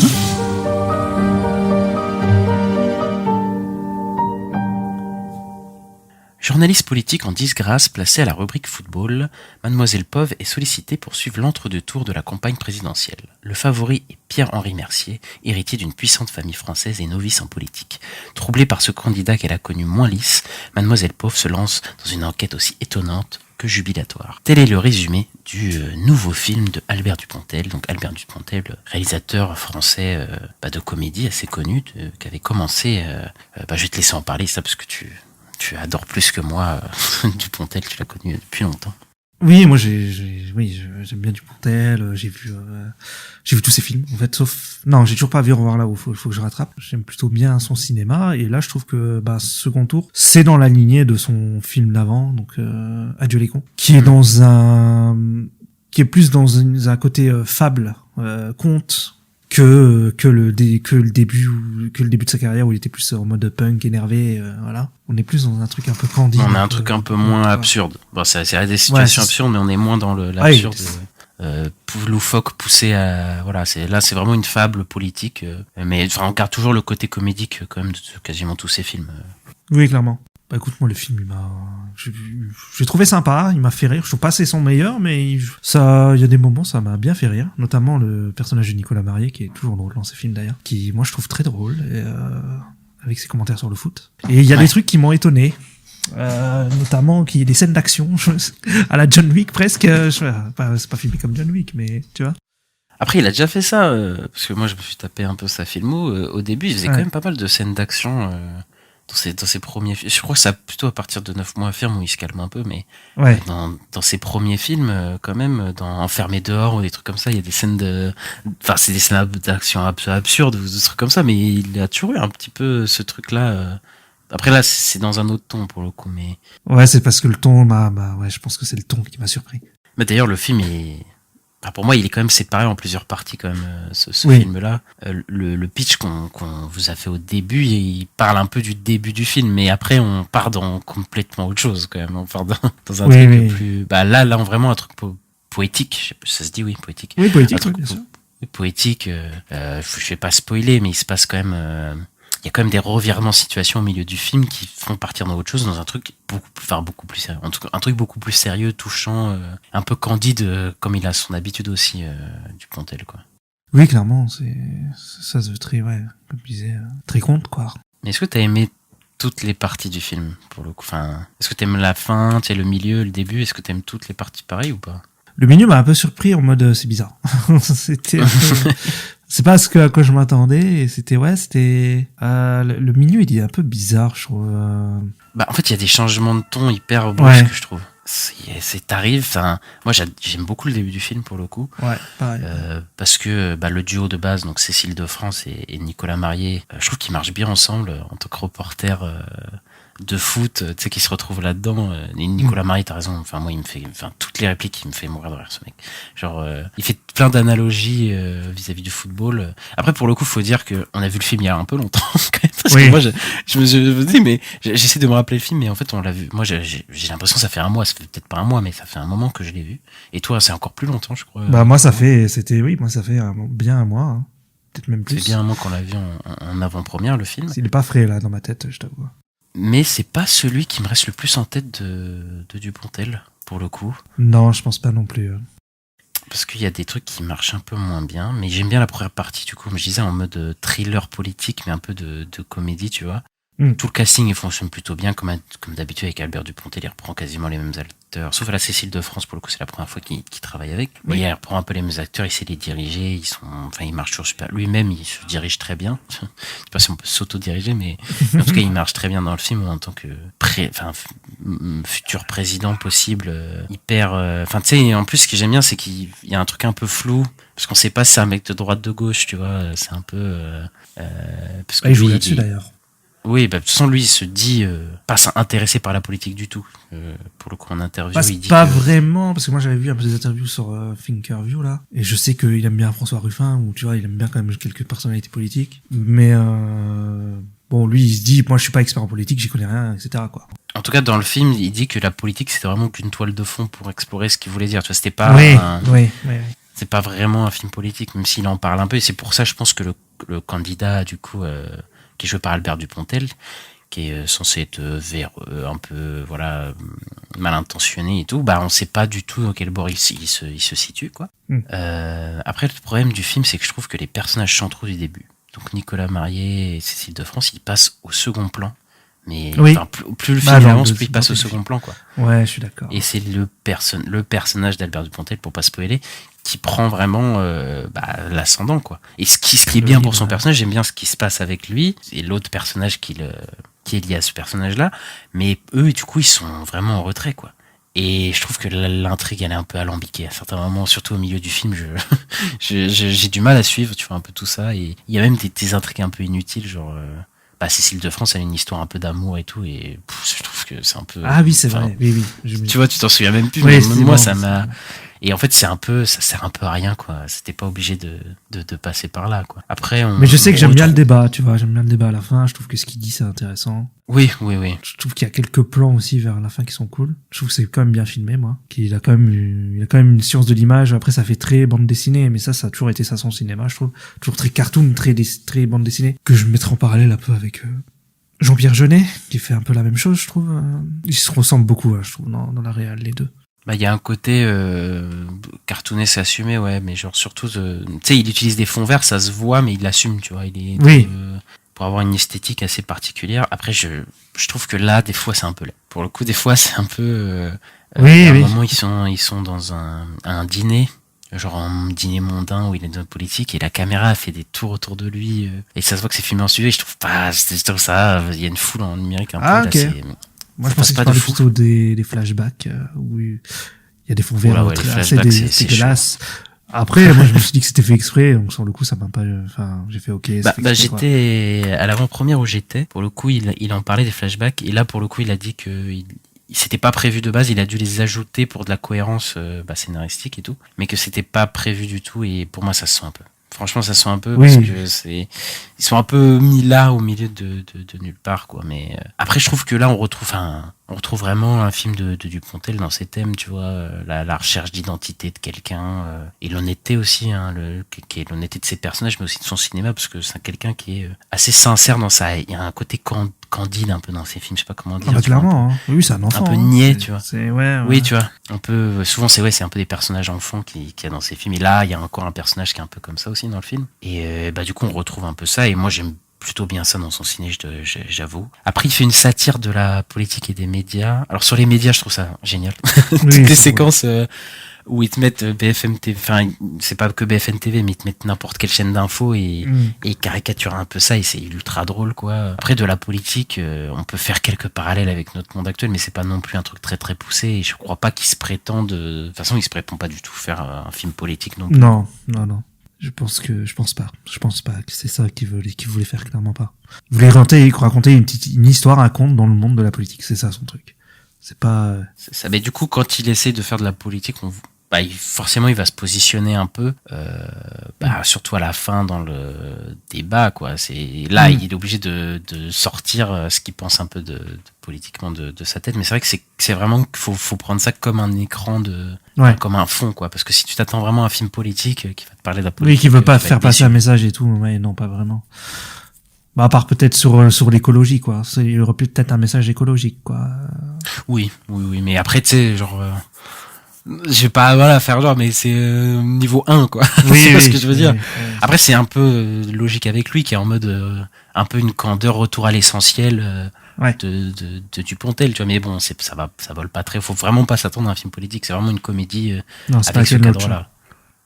c'est pas Ken Loach, c'est sûr. Et voilà. Après, moi, je trouve que le film s'éparpille un peu. Des fois, je trouve qu'il y a des plans très beaux, des fois un peu moins. Il y a un plan séquence avec un aigle, au bout d'un moment, je trouve qu'il est vraiment bien fait pour le coup. Moi, j'ai trouvé bien assez foutu aussi, ouais. qui est assez spécial, mais qui marche super bien, je trouve. Voilà, il y a un rapport avec la nature. Et voilà, je trouve que c'est vraiment pas le meilleur Dupontel. C'est peut-être même pas sa meilleure porte d'entrée, je pense, pour ceux qui n'ont jamais vu des films de Dupontel. Non, je pense pas. Ouais. Pour le coup. Après, il y a beaucoup de gens qui ont découvert Dupontel, je pense, avec Adieu les cons et Au revoir là-haut. Oui. Qui ont eu un gros succès. Et sinon, son premier film qui s'appelle Bernie. Oui, Bernie aussi, je pense que c'est une bonne porte d'entrée pour le côté un peu plus loufoque de son cinéma de l'époque, quoi. Bon, en tout cas, on recommande quand même. Ouais, moi, plutôt recommandé comme comédie. En tout cas, plus recommandé que le film dans lequel on va parler juste assez ensuite. Parce qu'on va parler d'un film Netflix qui est sorti, réalisé par David Yates, qui s'appelle Pain Hustlers. I will not give up my dreams. I will make my life count. I will make my life count. Is it me, or is he losing his shit? Hey! Get your shoes off! Get your shoes off!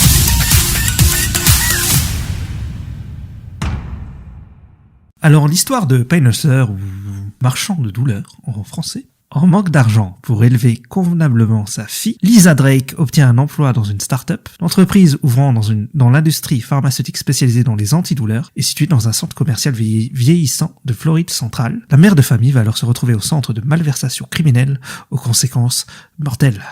Et oui. C'est un film inspiré d'une histoire vraie. Je crois que c'est d'un livre. Mais enfin, je me demandais, j'ai vu que c'était adapté d'un livre, mais c'est une histoire vraie? Oui, c'est vraiment passé. En fait, ils ont juste changé les noms. En fait, tous les noms ont changé, l'entreprise, le perso. Mais en fait, c'est un vrai truc qui s'est passé, quoi. C'est la crise des opioïdes, je crois, aux États-Unis, ils appellent ça.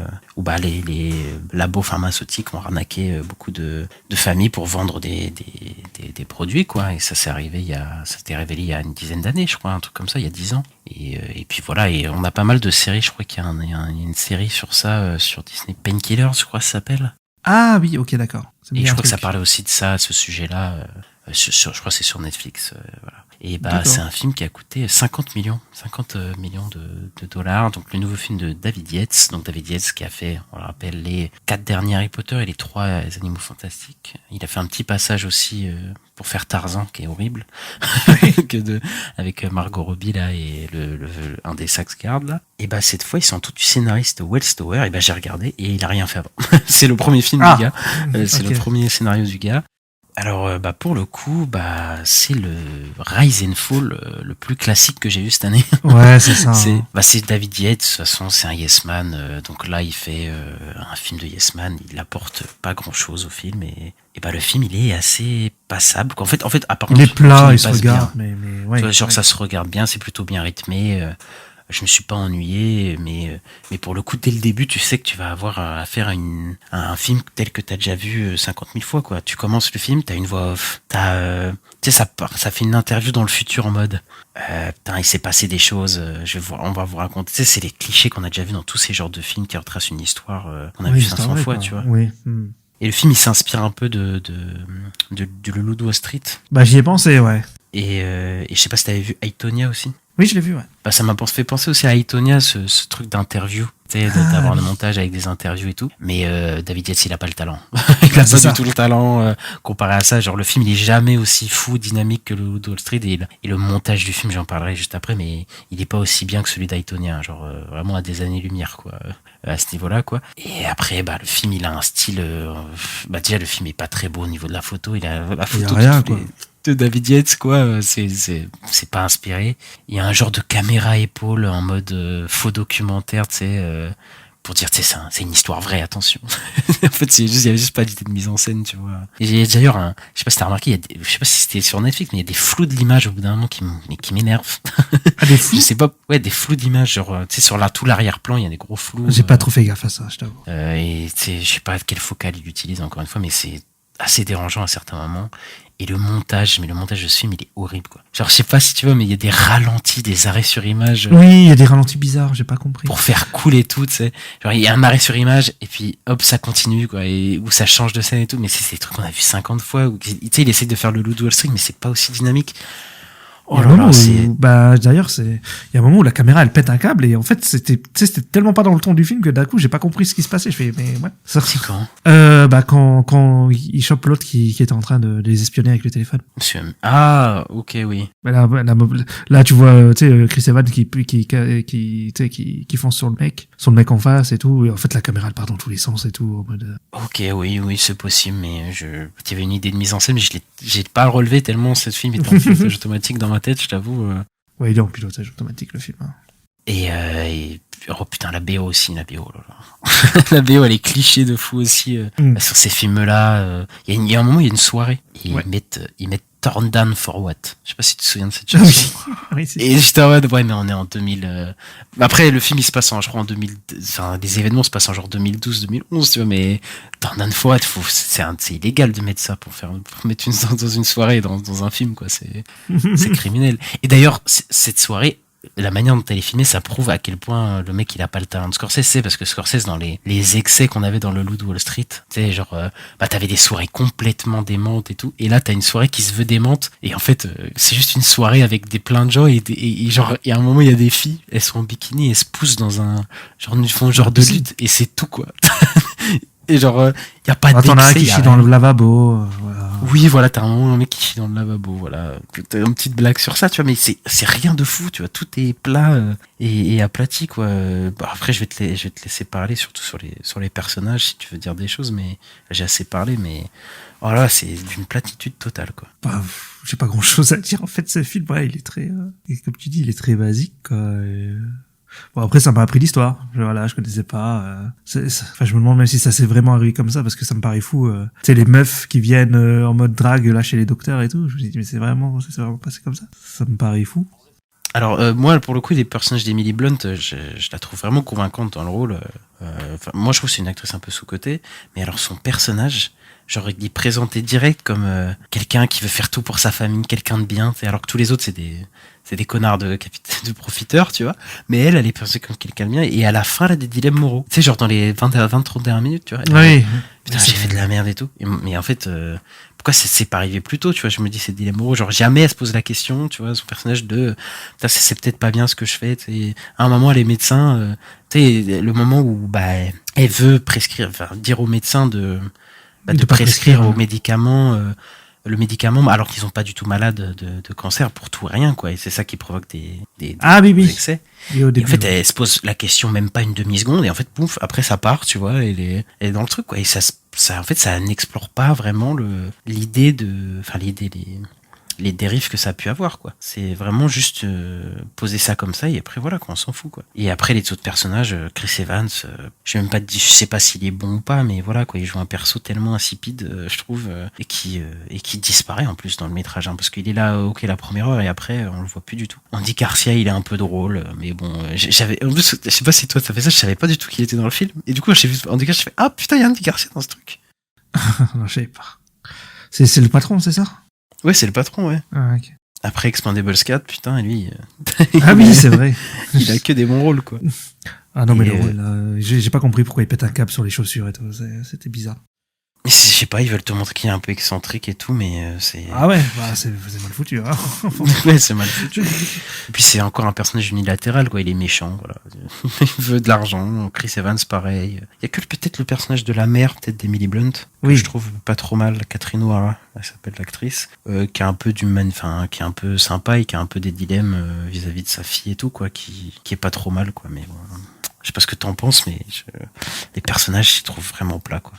Ouais, ils sont pas très intéressants. parce qu'en fait ils sont pas tellement développés quoi. Même la fille au final tu vois pas grand chose quoi. Bah d'ailleurs pour dire la fille a une maladie en fait, la fille dans le film. Et tu sais au bout d'une heure et demie de film, je me suis dit, mais ça va revenir ça à un moment. Ouais, c'était bizarre aussi, je me suis dit elle a fait pas l'opération direct dès qu'elle a eu. Et ça revient à la fin quoi. Et d'ailleurs ça c'est, mais attends, on est d'accord, c'est trop bizarre. Il y a un moment en gros elle a besoin d'argent, enfin elle est, en fait voilà, c'est pas une surprise, elle va devenir riche parce que c'est un rise and fall, donc elle va au bout d'un moment elle devient riche, puis après il y a la tombée quoi. Et au moment où elle est riche, sa fille a une maladie, je crois qu'elle a un cancer ou quoi, et elle va voir des assurances et elle peut pas payer. Oui. J'étais en mode, ça, mais non mais ça m'étonne pas, hein. C'est les États-Unis ça. Non mais attends, elle est millionnaire. Comment ça elle peut pas payer? Je comprends pas, tu vois. Ils disent qu'elle est millionnaire parce qu'elle dit qu'elle a besoin de $450 000, je crois, et qu'elle a pas assez. Mais en fait, je pense que c'est un problème dans le film, c'est que ça exploite pas ça, c'est que je n'ai pas compris. Je ne comprends pas pourquoi elle ne peut pas retirer de l'argent dans son compte. Parce que je crois que c'est un problème de. Mais il y a des trucs de stock option ou d'actions et tout, je crois. Mais la meuf, elle vit dans une villa à des millions de trucs et tout, tu vois. Et t'es en mode, mais normalement, elle a l'argent pour sa fille, mais elle peut pas sortir de ce fonds.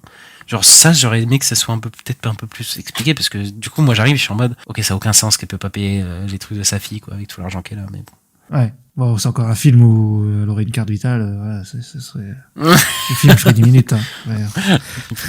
Je suis pas sûr, hein, pour le coup, mais... parce que je crois que... Je sais pas si c'est pris en charge par l'assurance maladie, hein, je t'avoue. C'est frais qu'elle demande, quoi, mais bon. Après, vas-y, peut-être la première partie, elle est un peu fun. Voilà, peut-être la première partie du film, voilà, un peu comédique. C'est un peu en mode, ils font un plan et comment ils vont réussir à faire leur plan et tout. C'est peut-être un peu ludique. Voilà. Mais en fait, c'est un film qui réussit pas sa première partie dans la comédie, je trouve. Et qui réussit pas sa deuxième partie plus sérieuse non plus. Donc, c'est un film qui réussit pas grand-chose. Et d'ailleurs, je me suis posé la question, parce que j'ai pas lu le bouquin, est-ce qu'ils essayent pas de rendre des personnages méchants bons? Genre, est-ce que le personnage de Emily Blunt, est-ce qu'il était pas à la base... beaucoup moins bon que ça, tu vois, pour avoir fait ce qu'elle a fait, tu vois. Je me dis... Ouais, c'est vrai que c'est bizarre, mais bon, après, tu comprends aussi qu'elle fait ça pour sa fille, donc qu'elle a besoin d'argent, quoi. Bon. Mais je me dis, est-ce que c'est pas un peu édulcoré, parce que tu sais, ils aiment pas avoir le personnage négatif en tant que personnage principal, est-ce qu'ils ont pas édulcoré le truc, et qu'en fait, le personnage est beaucoup plus gris que ça, quoi, et que elle était très bien consciente de faire du mal aux gens, et peut-être que voilà, peut-être pour sa fille, mais en tout cas que c'est pas traité de manière très c'est traité de manière très unilatérale, quoi, pour le coup, elle fait ça pour sa fille et c'est tout, quoi. Elle est quelqu'un de bien, surtout, faites attention, quoi. Ah bah après j'ai pas lu le livre, donc je saurais pas te dire, mais c'est possible. Ça m'étonnerait pas en tout cas. Ça m'étonnerait pas non plus. En tout cas, moi je conseille pas aux gens de mettre ce film. Non, vous pouvez vous en passer. On a déjà vu ça 100 fois, et puis voilà.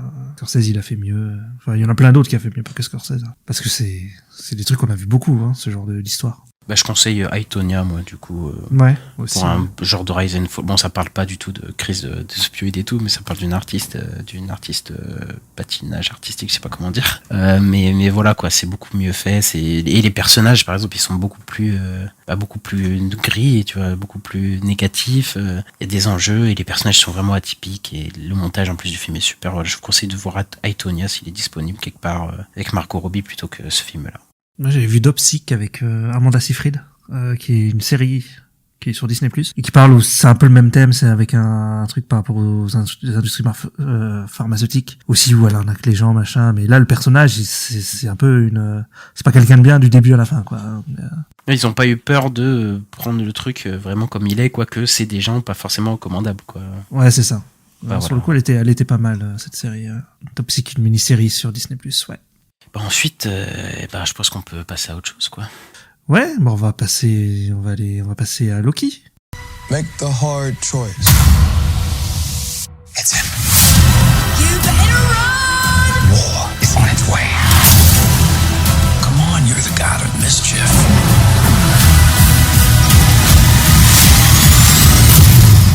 Always have been. Always will be.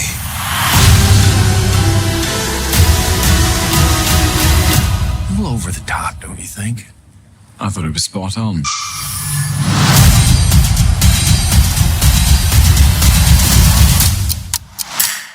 Alors, on avait quitté Loki à l'épisode 3, où on avait tout un épisode sur le personnage de Jonathan Majors, du coup Victor Timely, et à la fin de l'épisode, Victor Timely arrivait du coup au TVA pour essayer de régler la situation où TVA va imploser. Et du coup, tout cet épisode, c'est ça, c'est les personnages qui vont régler ou pas le problème de la TVA qui va exploser. Et voilà. Et qu'est-ce que tu en penses du coup cet épisode, Ista? Alors moi j'ai bien aimé cet épisode.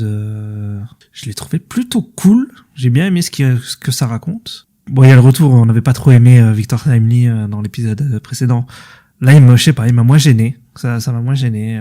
Peut-être qu'on le voit un petit peu moins. Donc c'est peut-être pour ça, je sais pas. Mais ouais, moi en tout cas. J'ai bien aimé ce que ça raconte et la fin m'a laissé un peu sur le cul, quoi. J'ai très hâte de voir la suite parce que je sais pas où ça va. Voilà. Moi, je suis un peu plus mitigé. Alors, par contre, la fin, oui.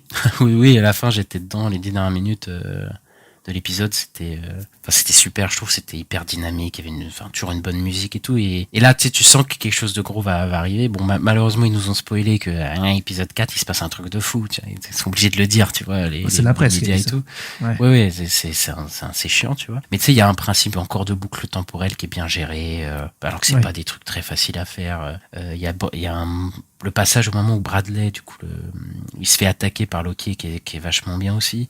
Oui. Donc du coup, il y a vraiment les dernières minutes, et puis la fin ultra osée. Donc on reparlera à la fin de notre analyse, tout ça.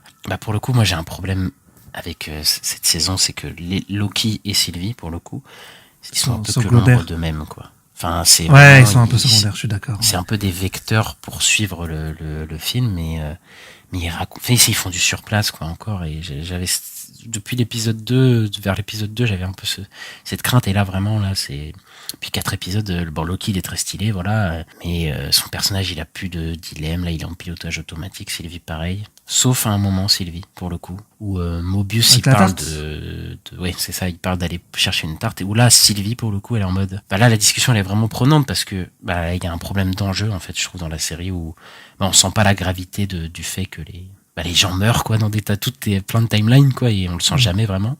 Et là, pour le coup, elle est en mode, non mais mec, c'est pas drôle, en fait, là, on rigole pas, Mobius, il y a plein de gens qui sont en train de mourir, et là, pour le coup, j'ai senti ok, là, elle remet un peu les enjeux au devant de la scène, parce que, c'est important, quand même, de dire ça, et, cette petite scène-là, je trouve qu'elle est pas trop mal pour me réimpliquer, en tout cas, dans le récit, quoi.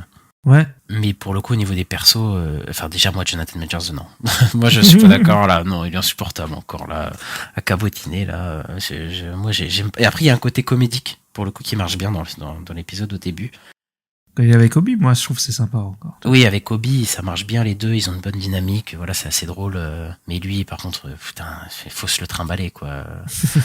Tout l'épisode. On a aussi un moment où Renslayer montre qu'elle est prête à tout. Pour le coup, prête à tout pour ses buts, où elle tue les gens dans le cube, dans la pièce où ils sont tous enfermés. C'est horrible cette scène. Enfin, on voit rien, donc ça va, mais c'est quand même horrible ce qu'elle fait, quoi. Pour le coup, je suis assez mitigé parce que la scène, déjà, j'adore la pièce, elle est hyper orange, hyper belle, je trouve, la photographie à ce moment-là. Et j'aime bien le regard de Miss Minute qui est purement sadique, là, qu'il faut les gens se faire écraser, mais je trouve qu'ils auraient pu mettre ça mieux en scène, quand même. Franchement, je dis pas que j'aurais voulu les voir se faire exploser. Tu vois, je vais peut-être pas dire ça, mais je trouve que c'était assez facile de juste filmer la tête des gens. De toute façon, je pense que c'était la seule solution qu'ils avaient. Le problème, c'est que là, c'est un truc assez violent, et bon, si tu veux rester PG-13, je vois pas trop comment tu peux faire en vrai. Mais je pense que s'ils avaient je dis pas que le metteur en scène n'est pas bon, mais je pense qu'ils avaient un metteur en scène assez créatif, je pense qu'il aurait pu rendre ça encore plus malaisant, encore plus dérangeant. Ah, peut-être. Mais moi, les sons, ça me suffit, tu vois, enfin, voilà. Ça me suffit. Oui, les sons, oui, c'est pas trop mal, tu vois, mais j'ai un petit je me dis, ça aurait pu, voilà, être un peu mieux, quoi. Après, l'épisode est peut-être un peu long. Il est un peu long, les 30 premières minutes, je les ai un peu sentis, pour le coup, ça tourne où Victor Timely, il est en mode, je vais chercher du café, je vais faire autre truc, tu vois, et je suis en mode, bon. Après, je me dis, mon expérience, elle est peut-être un peu biaisée par le fait que les gens disent, putain, cet épisode-là était fou, et tout. Du coup, tu sais, tu cherches à ça tout de suite, alors que c'est vraiment dans les... Non, mais moi, j'avais entendu que c'était le cliffhanger qui était fou, donc, tu vois, j'ai pas pensé comme ça, tu vois. Oui, mais je me suis dit peut-être tout l'épisode est comme ça, enfin, tu vois, je savais pas du tout, et donc, du coup, peut-être ça a un peu biaisé ma vision du truc. Après, je trouve que c'est quand même un des meilleurs épisodes de cette saison quand même, parce que l'épisode 3 il m'avait pas enchanté forcément, et en fait c'est vraiment parce qu'il y a son final qui est vraiment haletant là pour le coup, et ça balance, et là pour le coup, avant d'aborder la fin, je vais quand même dire qu'il y a une scène qui est hyper bizarre dans la manière dont elle est faite. C'est vers la fin, ils sont dans, tu sais, il y a Loki qui se tue lui-même du coup, Oui. et il y a un téléphone qui sonne, Oui. et ils te font une mise en scène en mode qui c'est qui est derrière ce téléphone. Oui, bah oui, qui mais se pose c'est la exprès. question. Ouais. Et tu te dis mais pourquoi? Et après tu déclenches et c'est Ouroboros, tu vois. Ouais, Je dis ouais. mais pourquoi ils pourquoi ils font ce suspense là pour ça, tu vois. Je dis mais C'est j'étais blague, censé me poser la question de qu'il allait se passer un truc bizarre avec ce téléphone et je comprends pas pourquoi ils ont fait ça, tu vois. C'est très Parce que étrange. c'est drôle. Enfin, moi, ça m'a fait rire, en tout cas. Voilà. Ouais, mais non, Mais- si c'est pour faire rire à ce moment-là, t'es pas censé rire, quoi. Là, t'es pas dans la rigolade, quoi.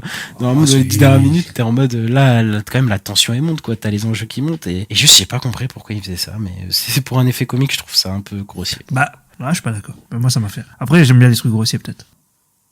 Non, mais pour le coup, c'est que là, t'avais vraiment un enjeu dramatique, et là, il y a plus de blagues, quoi, tu vois. Dans les 10-15 dernières minutes, c'est en mode, là, c'est un course contre la montre, ça va exploser, puis personne fait des blagues. Là, c'est la situation est en danger. Si c'est pour faire une blague, je trouve ça, enfin, après, moi, je l'ai pas ressenti comme une blague, juste de l'incompréhension, du coup, ça m'a pas ressorti du truc, mais si c'était pour ça, je pense que c'est dangereux, quand même, de faire ça à ces moments-là, quoi. Pourquoi c'est dangereux? D'accord. Ça peut totalement niquer la tension, quoi, qui se passe. Ah, bah non, bah, ça la tue pas, je trouve. Moi, en tout cas, si je l'avais pris comme un truc comique, je pense que ça m'aurait tué la tension. Mais comme je l'ai pas pris comme un truc comique, j'ai pas compris ce qui se passait à ce moment-là. Non, mais tu vois, le truc comique, genre, même quand il dit, ouais, faut désactiver, on va pas faire ça, sinon on va désactiver les tampons, il y aura de la magie. Et tu vois, ils gueulent, ils disent, désactivez-les et tout. Bah, moi, ça me fait rire, tu vois. Enfin, c'est ce genre de truc, quoi. C'est pas... Ok, après, ça m'a peut-être moins dérangé parce que c'était dans le flux dans la manière dont les personnages y sont. Mais en même temps, c'est dans l'urgence aussi, tu vois. Alors que là, c'est vraiment que de la mise en scène, là, pour le coup, sur le téléphone. C'est pas Ouroboros qui est un peu fou dans sa tête, ouais, et qui a sa manière d'être. C'est genre vraiment, là, ils ont vraiment forcé le trait de, qu'est-ce que c'est que ce coup de téléphone? Tu vois, genre sur le visage. Oui, mais dans et puis ils l'épisode prennent 1. leur temps. Mais parce que c'était dans l'épisode 1. Ah, c'est dans l'épisode 1? Bah oui, dans l'épisode 1, tu le voyais arriver, justement, le Loki, là, qui arrive. Oui. C'était dans l'épisode 1, quand il allait dans le futur, et qu'il trouvait Sylvie dans le... Mais je me il y avait souvenais le pas qu'il y téléphone qui avait sonnait. qui sonnait. Si, il y avait le téléphone qui sonnait. Je me souviens même pas du tout que l'épisode. Ah bah si, c'est ça, ça fait une boucle. Ok, non, mais je savais que ça faisait une boucle, mais je me souvenais pas du tout que le téléphone avait sonné et qu'il décrochait et tout. C'est très étrange, du coup, de faire un suspense sur ce coup de téléphone pour que ça donne rien. Genre, c'est quoi, Enfin, bref, Je sais pas, ça m'a pas dérangé, moi, ça m'a rien fait du tout. J'ai vraiment pris ça comme un truc marrant, quoi. Et je voulais juste dire aussi que, parce que tu parlais de Sylvie, mais il y a une scène sympa aussi entre Sylvie et Loki, moi je trouve, dans la salle des tartes, où ils se parlent, tu sais. Ah oui, mais alors là, c'est là où je dis c'est pilotage automatique. C'est la 3e fois de la série où Loki fait référence à ce qui s'est passé avant. Ouais, à Thor, ou même ce qui s'est passé dans les Avengers, c'est la même chose en boucle, quoi. Non, mais c'est bon. C'est ça, oui, ça, non, ok. Mais plus quand il parle du temps, puis elle dit, ouais, on joue à Dieu, et il dit, bah, on est des dieux, tu vois. Et là, moi, c'est trop stylé, je trouve, quand il dit ça, tu vois. Ouais, on est des dieux. Il est stylé tout le temps, Tom Hiddleston. C'est pas. Mais tu vois, encore cette discussion, je trouve que ça apporte rien. C'est encore du surplace, tu vois. Pour moi, y a pas de truc concret vis-à-vis de ça, tu vois. Ouais, je suis pas vraiment d'accord, parce que Sylvie, elle est en plein doute, quoi. Moi, j'ai l'impression que surtout Sylvie, elle est en surplace depuis qu'on l'a revue dans l'épisode 2, quoi. Enfin, bref. Parlons de quelque chose qui nous hype un peu, quand même. C'est la fin de cet épisode. Bah, ouais. Sur le coup, ils ont pas réussi. Et il y a tout qui pète. Ouais, Monsieur Jonathan Majors qui se retrouve en chair à... C'est marrant parce qu'il se retrouve, on dirait un peu comme Monsieur Fantastique dans Doctor Strange 2. Ouais, il y a il y en a, ils ont retrouvé, ils ont mis dans Ant-Man 3, tu sais, qu'il y a le truc où il doit aller chercher je sais plus quoi, là, il y a plein de Ant-Man. Il se transforme aussi un peu en spaghetti comme ça. Ok. Est-ce qu'ils vont vous faire des théories que Kang... c'est lié à... c'est peut-être lié au temps, en tout cas. Ouais, je sais pas. Le temps, aucune idée. Après, pour le coup, c'est vrai que le TVA, on sait pas où ça se trouve. Pour le coup, on sait pas le lieu, on sait même pas quand ça se passe, même à quel moment dans le temps. Donc voilà. Là, pour le coup, on critique Marvel souvent parce qu'il n'y a pas de conséquences et tout. Bon, après, là, je m'avance parce qu'on sait pas, ça se trouve, ça va rien, on sait pas ce que ça va donner l'épisode d'après. Mais pour le coup, là, ils ont l'occasion de quand même faire un gros bouleversement dans déjà Loki, mais en plus dans tout l'univers. Je ne sais pas du tout vers quoi ils vont se tourner. Parce que, il reste 2 épisodes, de toute façon, donc on sait qu'ils vont revenir, mais comment? Ça, c'est assez... Moi, j'ai un peu des pistes, parce que je me suis rematé les trailers et il y a des trucs qu'on n'a pas vus. Donc, j'ai des pistes pour certains personnages. Je pense que, je suis pratiquement sûr, que Renslayer, elle allait, tu sais, à la fin des temps, là. Ouais. Parce qu'on la voit devant Aliot, tu sais, le dragon qui garde le château. Oui, ok.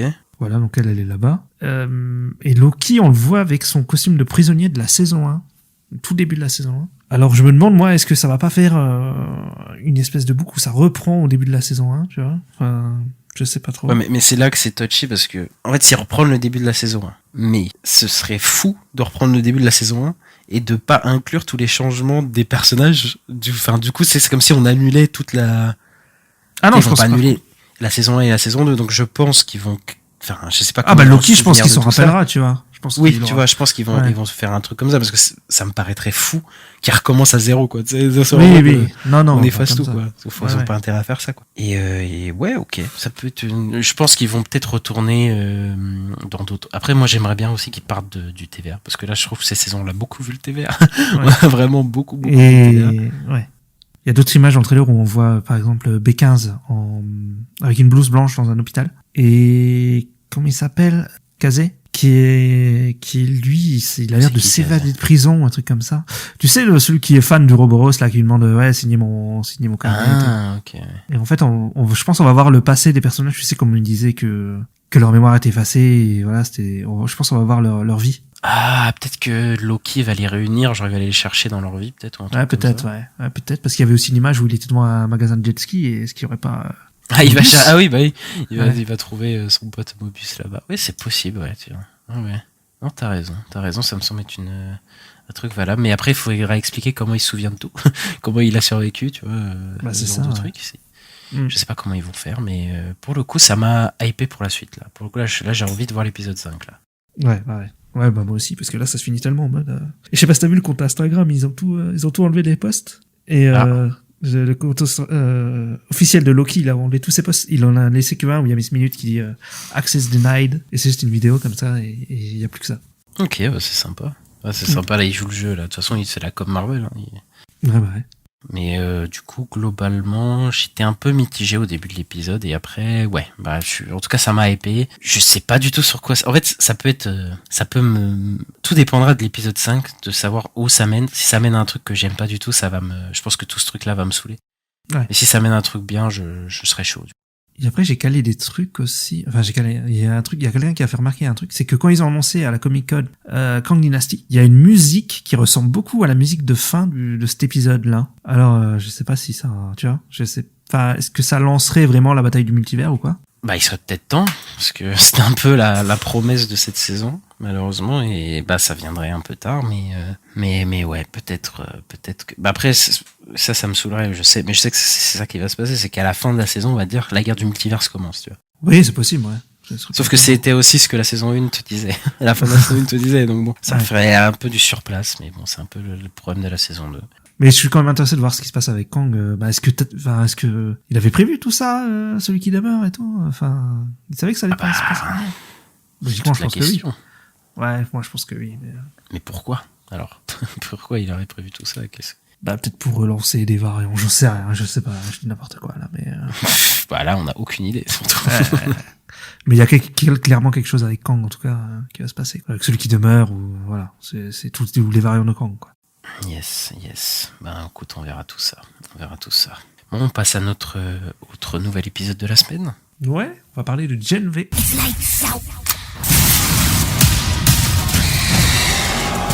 You're fucked up. I'm fucked up.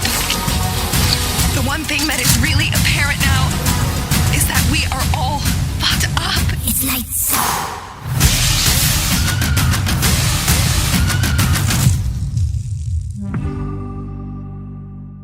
Alors, dans l'épisode précédent de Gen V, on était rentré dans la tête de Kate. En fait, les personnages étaient rentrés dans la tête de Kate. Il y avait eu un petit caméo de Soldier Boy. Et en fait, on a vu un peu le background d'un peu tous les personnages, même de Jordan et de... Marie. Ouais, Marie et André. André, ouais. Donc on a un peu vu tout leur passé, on a eu des révélations, tout ça, et bah maintenant c'est la suite. Voilà, c'est la suite. Ouais, bah dans cet épisode, on a moins d'intrigue. Enfin, l'intrigue est pas mise en pause. On est vraiment dans la dernière ligne droite, oui. Là, pour le coup. Il y a, je sais plus quoi, Newman. Je sais plus, j'ai oublié son nom. Qui Victor. Est dans The Boys. C'est pas Victoria Neumann, je crois. Je crois que c'est ça, Victoria Neumann, qui est dans la série The Boys, qui est secrétaire de défense. Je sais pas trop quoi là.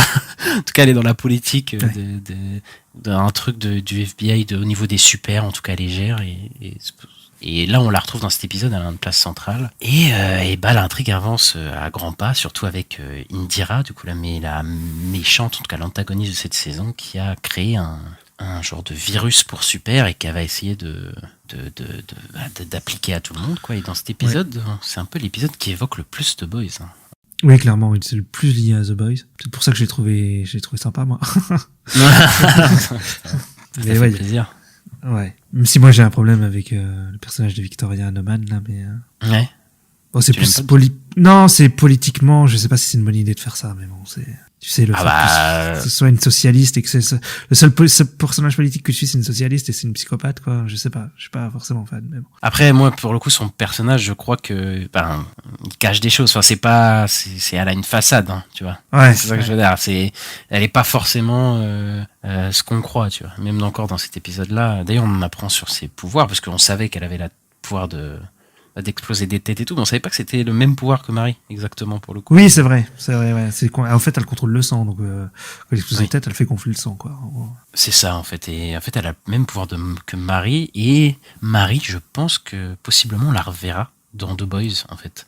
Ah, je me dis, parce que vu la discussion que Newman et Marie ont dans cette série-là, où Marie elle essaie d'alerter Newman sur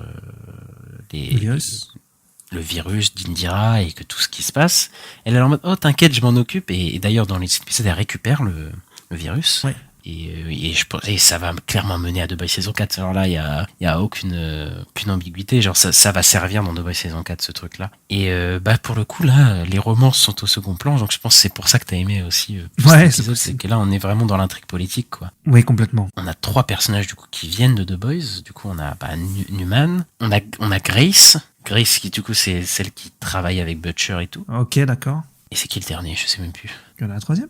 Je crois qu'il y a un troisième personnage que j'avais dans la tête, mais... Ah non, voilà, c'est ça. Il y a un troisième personnage qui est lié à une intrigue, c'est Homelander, du coup, qui est lié à l'intrigue... Ah oui, on le voit pas, ouais. De Indira, mais on le voit pas, oui. Et qui a une révélation liée à lui, c'est que l'avion qui fait cracher, surtout dans la première saison, il me semble, était l'avion dans lequel il y avait l'enfant et la famille de Indira, du coup, l'antagoniste de cette série, et donc on apprend que elle est pas si mauvaise en fait chez Indira. En fait elle est un peu comme Butcher, quoi, dans l'idée. Ouais, en fait c'est ça, mais en fait sauf que là sur Butcher c'est notre héros quasiment, et Shetty là c'est notre antagoniste, tu vois, pour le coup dans cette série. Donc ça, il y a un peu une inversion d'épaule, sauf que il se rend compte qu'elle est pas, il y a une division d'ailleurs parmi nos jeunes super héros qu'on sent à la fin, où le personnage d'Indira meurt, se fait tuer par Kate, il me semble, et Kate et Sam sont plutôt contents de ce qu'ils ont fait, tu vois. Ils sont plutôt contents d'avoir tué, et les autres sont un peu non, c'est pas trop, et il y a possiblement une division entre les deux personnes et leur manière de penser, qui est illustrée d'ailleurs par la conférence qui est faite par Newman, tu sais, où au début il y a une partie qui est avec elle, une partie qui est contre elle, et après tu sais t'as les super qui se révoltent, qui sont en mode ils adoptent le discours de Homelander complètement, quoi, et ils sont à plein dans ça. Et voilà, il y a même Sam qui est à fond dans ce truc-là, où d'ailleurs j'aime bien le personnage de Sam dans cet épisode parce que, tu sais, on sent qu'il s'éclate, tu vois, il découvre un peu la vie. Ah oui, ouais. Et c'est un peu tout ce dont il a été privé, tu vois, par le Indira et tout, quand il était enfermé, et donc là il découvre la vie, et le problème c'est qu'il est influencé par des pro Homelander, tu vois. Ouais. D'ailleurs il y a peut-être un parallèle, le mec qui l'embarque, il a une casquette rouge, qui rappelle potentiellement un certain politique américain, même Homelander d'une certaine manière rappelle un peu ça, tu vois. Donc je pense que ça va mener tout ça à une saison 4, je pense. Tu sais, je pense que Homelander va mener une sorte de révolte avec certaines personnes, tu vois. Ouais. Et je pense que ça va diviser les gens, et ça va être un peu ça l'enjeu de la prochaine saison. Ouais, ça va diviser entre peut-être les pro-sup et les anti-sup, quelque chose comme ça. Les pro-sup et les anti-sup. J'adore, il y a que de parallèles avec la réalité, quoi. Ouais. Ben ouais, moi j'ai trouvé ça sympa. Ouais, pourquoi pas. Ouais, mais je trouve qu'il y a pas mal de scènes fortes dans cet épisode. Là, je suis assez d'accord. Même si, franchement, au niveau réel, j'ai un peu rien à dire. Je trouve que c'est un peu classique. C'est très classique, ouais, il y avait rien de fou, on est d'accord. Il n'y a rien de fou, il n'y a rien qui dépasse. Mais j'aime bien le maquillage du début aussi. Le maquillage?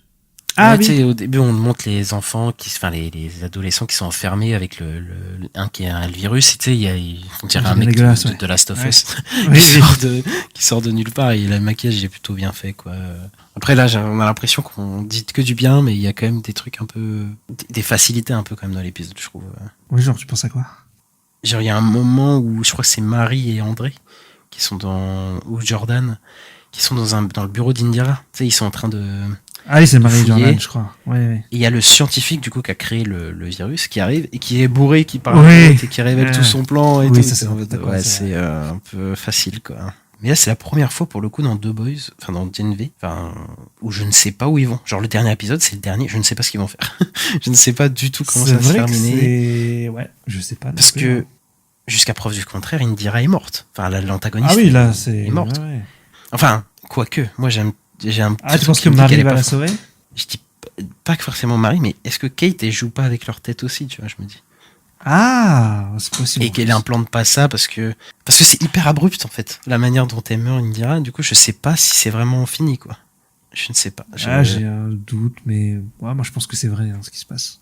Moi, possible, je sais pas. C'est moi qui. C'est parce que tu veux pas qu'elle meure.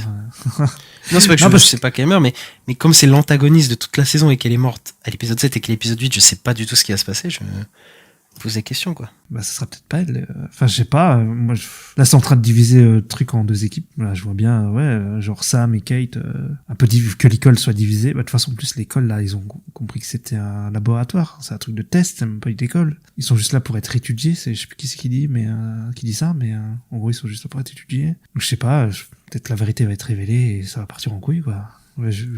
Voilà. Ouais, mais possible, tu vois, mais juste que ça correspond pas au truc classique de série, tu sais, où t'as vraiment un climax, tu vois. Je m'attendais vraiment au climax, en mode la confrontation avec Indira et tout, et là, non, là, c'est maintenant, donc, ouais, là, au final, je sais pas ce que c'est non plus, hein. C'est vrai que, à part, que ce serait un truc qui irait vers The Boys saison 4, je sais pas trop. Parce que les deux, qu'on voyait comme des méchants de la série, sont décédés, donc, Et même Newman, je pense qu'elle sera pas là dans le prochain épisode. Je crois qu'elle était là, elle a pris son truc, elle va se barrer, quoi. Mais bah, c'est ça, ouais. Après, ça va peut-être juste, c'est un règlement de compte entre les jeunes, quoi. Mais bon. Ouais, moi je vois un truc comme ça, ouais. On verra bien. Bon, on passe au banger, comme disent les jeunes de la semaine. On va vous parler d'une sortie Netflix d'un animé qui s'appelle Pluto.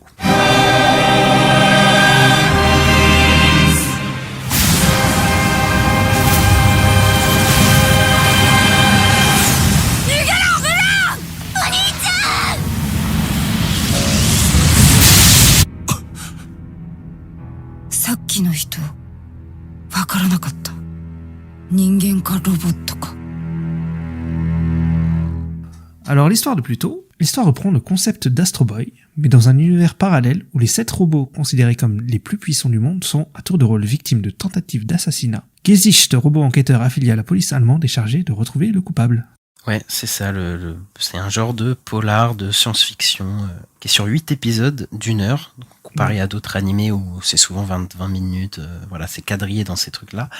Plutôt, c'est assez spécial puisque je crois que c'est la première fois que je vois un animé qui est pas dans des carcans d'animé, en fait. Qui se limite pas dans des trucs, qui a des épisodes de 1h10, 55 minutes, 57 minutes, c'est genre, c'est pas, t'as pas des obligations, quoi. C'est ça et c'est pour ça que j'aime beaucoup ce format-là, en tout cas, dans la série, quoi.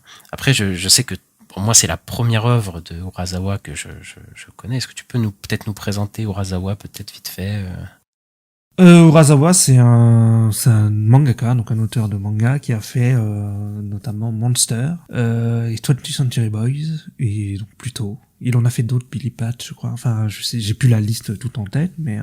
Et toi, t'en avais lu quelques-uns, toi? Moi, j'ai lu 20th Century Boys et Pluto. Ouais, je les ai lus. Ouais, c'est quelqu'un de très reconnu dans le milieu, quoi, et c'est quelqu'un qui fait des mangas très plutôt thriller policier, plutôt adulte. Voilà, on n'est pas dans le shonen, on est dans du seinen, donc c'est différent des mangas qu'on voit habituellement. C'est pas du Naruto, quoi. C'est pas du Naruto, Z, là, tu One parles Piece, de Neketsu, là. Ouais, voilà. tu caricatures, là. Bah oui, non, mais c'est quand même très à part, je trouve. Il a vraiment son propre style, et tu vois, c'est le genre de manga qui, quelqu'un te dit j'aime pas les mangas et tout parce qu'il a en tête Naruto, ce genre de choses, bah tu peux lui dire bah regarde ça, c'est un truc voilà, policier machin, peut-être t'aimeras bien, quoi. C'est vrai que oui, c'est pas un truc Neketsu, c'est un truc bon, j'aime pas ça C'est dire ça, mais basé sur le scénario, tu sais, c'est très basé sur le scénario, sur des twists. Bah, c'est ça, c'est une histoire enfin je sais pas il a déjà fait des récits politiques Urasawa, parce que là plutôt il y a quand même un peu de trucs de guerre politique quand même assez des contextes géopolitiques assez ouais, assez actuel d'ailleurs, et assez, ouais, voilà, c'est ce que je me disais quand on regardait, je me dis c'est ouf, ça rappelle tellement l'actualité. Oui, c'est un certain moment, malade. quoi. Ouais. Bah tiens, on va en parler. Toi, t'avais déjà lu tout le manga. Et déjà, est-ce que ça respecte bien l'œuvre de base? Moi, je sais pas du tout. Je t'avoue que en vrai, ça fait longtemps que je les ai lus. Hein. Je les ai lus à la sortie, donc je sais même plus dire. J'aurais dû les lire avant de revoir, mais là, je saurais plus dire. Je me souviens de quelques trucs, mais je pense que ça respecte quand même l'histoire. Hein. Ok, bah de toute façon, c'est 8 tomes, 8 épisodes, c'est ça qu'ils ont fait à peu près. Ouais, je crois. Hein. À peu près ça, quoi. Bah écoute, est-ce que tu as aimé autant que tu avais aimé le manga à l'époque, dans ton souvenir? Ouais, j'ai bien aimé, c'est quand même c'est vraiment à part, et je trouve qu'ils ont bien réussi à retranscrire le style de Urasawa, notamment au niveau des personnages qui ont vraiment les traits comme dans les mangas, quoi. En plus, c'est bien, t'as vu au début des épisodes, t'as les planches du manga. Oui, c'est l'intro, il y a pas d'opening. Bah la DA elle est magnifique, hein.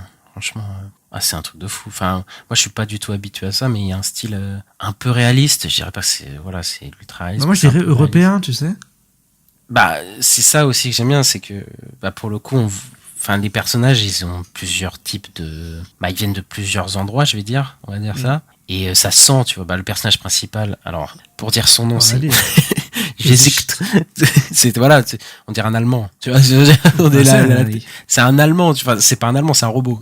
Mais voilà, oui, c'est un robot lié à la police allemande. Donc, ouais. Voilà, tu vois, qui a un truc très allemand, et pas mal de personnages dans ce truc-là. On a l'impression qu'ils viennent de différents endroits, et voilà, je trouve que le design il est super, quoi. Le design des personnages c'est incroyable. Ouais, je suis d'accord, c'est assez ouf. Ils ont tous des particularités. Tu sais, souvent, il y a certains mangas où les personnages ressemblent un peu tous, tu vois. Finalement, tu vois, c'est juste qu'ils changent les cheveux, tu changes de truc. Là, ils ont vraiment des caractéristiques. Il y en a qui ont des nez plus spéciales, il y en a qui ont des yeux pas pareils. Tu vois, même des mentons, des formes de visage. Enfin, là, vraiment, il y a vraiment une pluralité dans les têtes et tout, quoi. Je sais pas si c'est dans le style du Urasawa de base, mais je trouve pour les caractériser, les personnages, et pour que je les différencie bien, ça marche super bien. Ouais, je suis d'accord. Les 7 robots là, dont je parlais dans le résumé, ils sont vraiment chouettes, je trouve. En plus, ils sont tous attachants. C'est tous des super personnages. C'est le point fort le point fort. Pour moi, il y a que des points forts dans cette série. Ouais.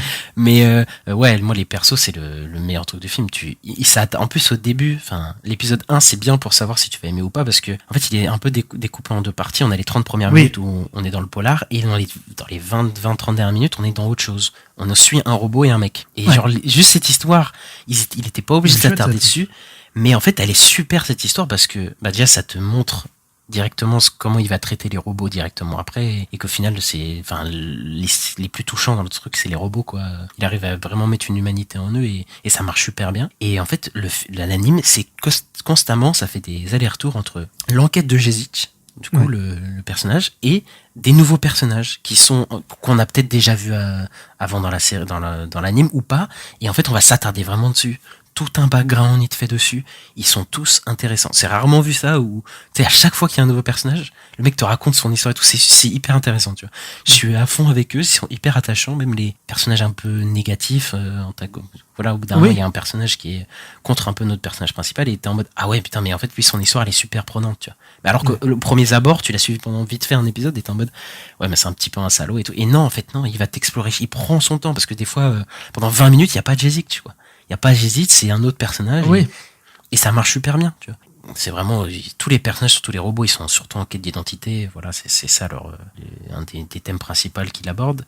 Mais il arrive toujours à mêler d'ailleurs d'abord le polar, l'enquête qui est hyper passionnante pour le coup. À chaque fois il y a des révélations, des trucs qui s'ajoutent à l'enquête, et t'es hyper pris. C'est hyper bien rythmé et ça passe d'un personnage à l'autre, mais d'une fluidité, c'est un truc de fou quoi. Ouais, je suis d'accord. Bah, c'est vrai que c'est très bien écrit quoi, comme manga. Et puis ouais. Surtout très attachant, et puis ouais, même les méchants, quand tu comprends leur motivation, tout ça, ou même il y a, voilà, le personnage de Pluto, dont le nom est donné, voilà, quand t'apprends ce que t'apprends sur lui, en fait, c'est un truc plutôt joli, en fait, c'était pas quelque chose, comment dire, j'essaie de pas spoiler, mais c'était pas un truc, Non, mais en fait, rien n'est manichéen. Voilà, c'est ça. C'est ça, c'est que, même au fur et à mesure, qu'on apprend dans la série, c'est qu'au début on te met un contexte géopolitique. Ouais. On te dit que en fait il y a une guerre entre guillemets où des robots, en tout cas les 7 robots légendaires, les 7 robots ont permis à libérer entre guillemets la Perse, parce qu'il y a un pays qui s'appelle la Perse, un pays du Moyen-Orient quoi, qui aurait développé des robots tueurs et tout, et c'est pour ça qu'ils sont intervenus et qu'ils ont rétabli la paix. Et en fait, on se rend compte que c'était pas vraiment ça ce qui s'est passé, tu vois. Et ça rappelle énormément le contexte. Ça parle beaucoup d'une actualité actuelle, enfin vraiment, tu vois, dans des guerres. Mais aussi le contexte, parce que j'ai vu le manga est sorti en 2003, la guerre en Irak, là pour le coup on est un peu. Je pense que c'était l'inspiration, ça devait être la guerre en Irak, ouais.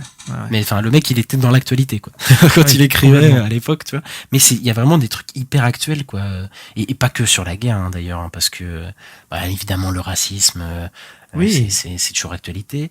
Il y a aussi de l'utilisation des médias. Au bout d'un moment où je trouve ils utilisent les médias pour faire passer certains messages, pour certains trucs, c'est très actuel aussi, la manière dont c'est traité. Ouais. Il y a évidemment l'intelligence artificielle au milieu de tout ça. Alors sur le coup, l'intelligence artificielle, oui, c'est pas le truc le plus original du monde, on va pas se mentir. Est-ce que les robots ont une conscience ou pas? C'est un truc qui est vieux comme tous les trucs de SF. Mais pour le coup, j'ai rarement vu une œuvre exploiter autant ce truc-là, tu vois. Genre tous les robots, tous les robots, ils ont un dilemme spécial, une thématique, un truc qui fait que ils exploitent à fond tout cet univers-là, quoi. Ouais, j'aime bien aussi ce qu'il y a au niveau de, tu sais, quand on parle des droits des robots, on dit quels droits ils ont, tout ça, il y a eu des lois, etc. Tout un truc, tout politique, sociétal en fait par rapport aux robots, et c'est vachement intéressant. On sent aussi, ce que j'aime bien, c'est qu'on rentre dans un univers, il y a déjà eu des trucs avant, tu vois. Et de toute façon, attends, je dis peut-être de la merde, mais ça s'inspire entre guillemets du travail de celui qui a fait Astro Boy, c'est ça? Ah oui, clairement, il y a Astro Boy dans le... Oui, mais ce que je veux dire, c'est que c'est pas qu'une histoire inventée, parce qu'il reprend énormément des trucs de là-dedans, mais il change un peu des trucs pour faire sa propre histoire, il fait son propre... Oui, il reprend le lore, il fait un peu ce mais qu'il comment veut, s'appelle celui qui a fait Astro? Osamu Tezuka? C'est ça, voilà, Osamu Tezuka, donc le père du manga japonais, il me semble que c'est lui, hein, celui qui a inspiré à peu près tout le monde, et donc il s'inspire de Astro, qui est pas du tout, enfin dans mon souvenir, c'est pas du tout une histoire aussi. Non. C'est pas du tout dans cet esprit-là, donc. C'est un peu pour enfants, Astro. D'ailleurs, Astro est très secondaire à l'histoire aussi, enfin est secondaire en tout cas à l'histoire. Là, c'est vraiment Gésict, du coup, le personnage principal de ce truc-là, quoi. Et voilà, moi, en tout cas, je trouve que c'est super. C'est super, tout ce que j'ai vu. Je sais même pas si je peux dire un truc qui est pas bien, quoi, parce que peut-être on est peut-être un peu perdu à certains moments, tu vois. Je dirais, c'est un moment des fois t'es perdu, mais c'est voulu. Mais c'est voulu, ouais. Ce que je veux dire, c'est qu'au final, après, il te reprend, en fait, avec d'autres trucs et tout. Tu fais, ok. Donc voilà, c'est très dense, mais c'est tellement bien rythmé que tu suis tout, quoi. Ça glisse, quoi. Je trouve que de toute façon, quand t'arrives à la fin, au dernier épisode, il te donne toutes les réponses, et si t'es perdu, de toute façon, c'est bon, t'auras tout, et c'est bien écrit, quoi. T'arrives à la fin, voilà, t'as toutes les réponses, ça se conclut, et puis voilà, quoi. Puis il y a une vraie enquête, il y a une vraie progression dans tout ce que tu découvres de l'univers, la base que t'as au début, et puis tu découvres que en fait certains personnages ils sont pas tellement comme ça, puis en fait le contexte géopolitique, en fait il y a peut-être d'autres trucs en dessous, et puis progressivement tu as des clés de lecture et t'as des trucs, et ok, et en fait ça tout glisse, tout est vraiment hyper bien construit. Scénaristiquement je trouve ça hyper bien, quoi. Je trouve ça hyper bien, et visuellement moi la DA un peu rétro réaliste, enfin pas réaliste mais rétro science-fiction, tu vois, je trouve que ça marche super bien. Enfin, il y a des trucs en 3D, mais voilà, moi ce qui me saoule un peu, mais ça me dérange pas du tout dans l'œuvre pour le coup. Il y a des séquences qui sont dantesques, accompagnées d'une musique aussi. Il y a beaucoup de scènes qui sont accompagnées de la musique qui est incroyable, je trouve, dans à certains moments. Moi, je le conseille x100, x100 plutôt sur Netflix. Vous allez... Moi, je dirais de la 3D sur les tulipes. À un moment, il y a des tulipes, ça, j'ai trouvé ça pas très beau. Mais bon, sinon, généralement, ça va, ça passe. Et ouais, la musique, je suis d'accord avec toi. La musique, elle est incroyable. Il y a des super... Bah, tu parlais du premier épisode où il y a une histoire avec un compositeur de musique de film. Et la musique, elle est trop belle, je trouve. Tout est bien foutu et franchement, c'est à voir. Si vous l'avez pas vu, regardez-la. Ah, moi, j'ai envie de regarder Monsters maintenant, tu vois. Genre, j'ai envie vraiment de voir ça. Après, Monsters, c'est beaucoup plus long, me semble.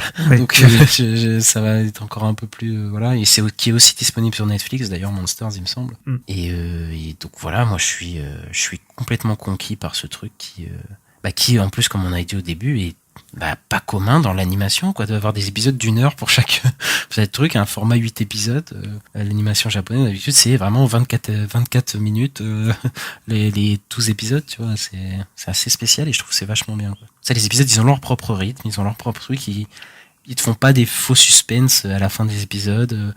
Voilà, c'est vraiment hyper bien fait, calibré et... C'est bien foutu, je suis d'accord, ouais.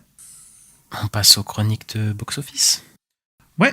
Donc on va parler du box-office. Alors, donc voilà, énorme surprise. Donc le numéro 1 du box-office, c'est Five Nights at Freddy's. Et je dis énorme surprise, pourquoi ? Parce qu'en fait, il était prévu, je crois, vers 50 millions pour son opening weekend. Donc l'ouverture, les 3 jours, quoi, vendredi, samedi, dimanche.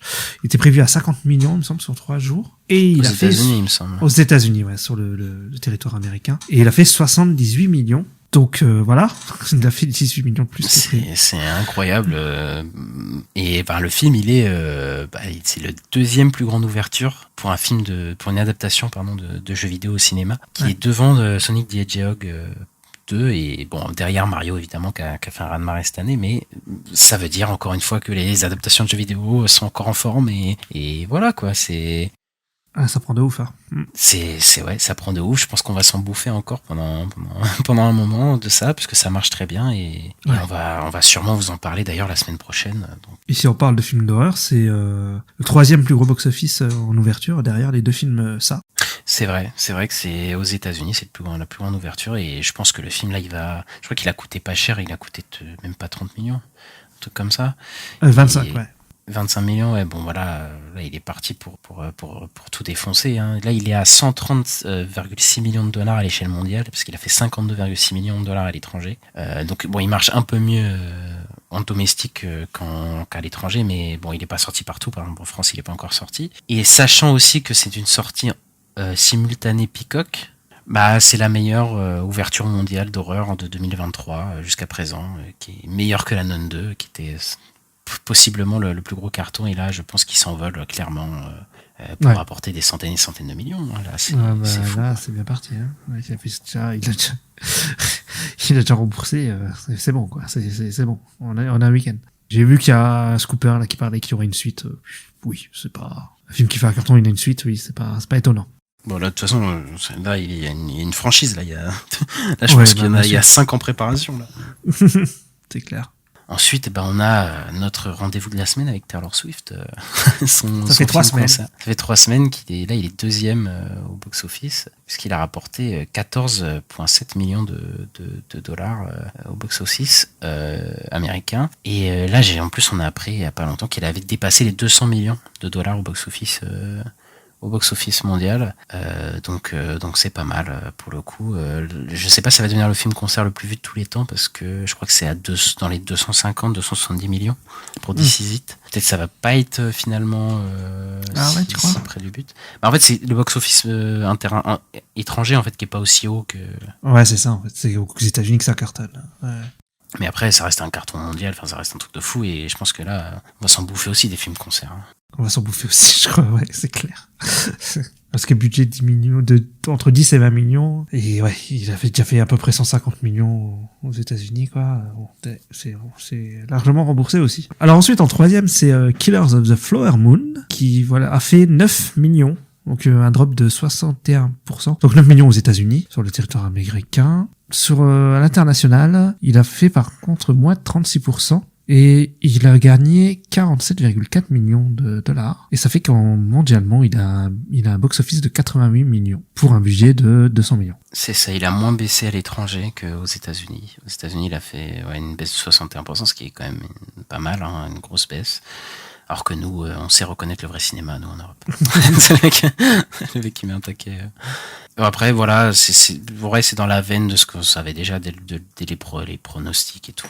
Voilà, le film 3 heures, sur un sujet comme ça, on savait que ça allait pas de fou marcher. Voilà, rien d'étonnant. Ouais, mais c'est pas étonnant non plus que ça marche mieux à l'international. Tu sais, c'est un peu comme tu me disais pour Nolan. Souvent, ces films, ils marchent mieux à l'international qu'aux États-Unis. C'est un peu le même délire, j'ai l'impression. Ouais, après, voilà, je pense que les Américains, ils sont moins dans ce truc-là, dans ce délire autorisant que nous, quoi.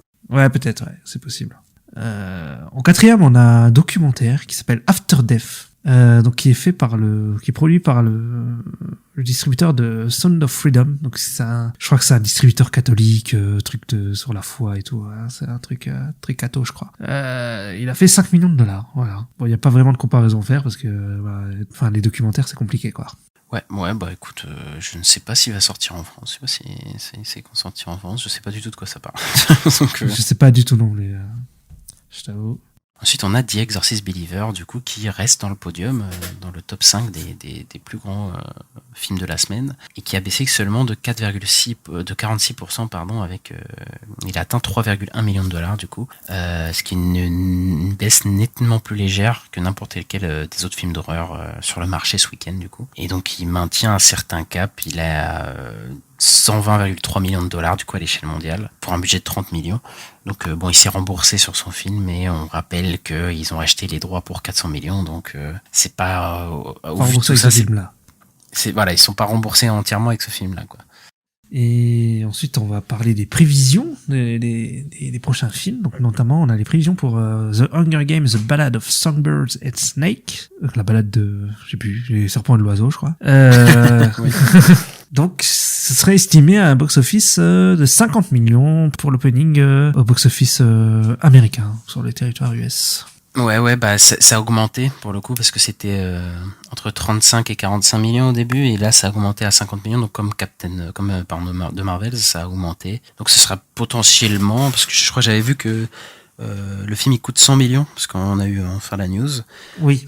Techniquement, il peut se rembourser là. Du coup, là oui, il y a beaucoup plus de marge parce que s'il fait 50 millions en domestique, je sais pas combien il fera dans le monde, mais imaginons qu'il fasse la même chose à peu près. Oui, il pourrait se rembourser, il pourrait atteindre au moins les 200 millions, peut-être même les 300. Après, faut voir le bouche à oreille, comment il est perçu le film. Mais et en plus, même là, si la saga la grève se termine, ils vont pouvoir faire de la promo et ça va sûrement ramener des gens. Oui aussi. Donc non, je pense que ça va se rembourser. Il y a moyen, on verra, mais il y a moyen, ouais.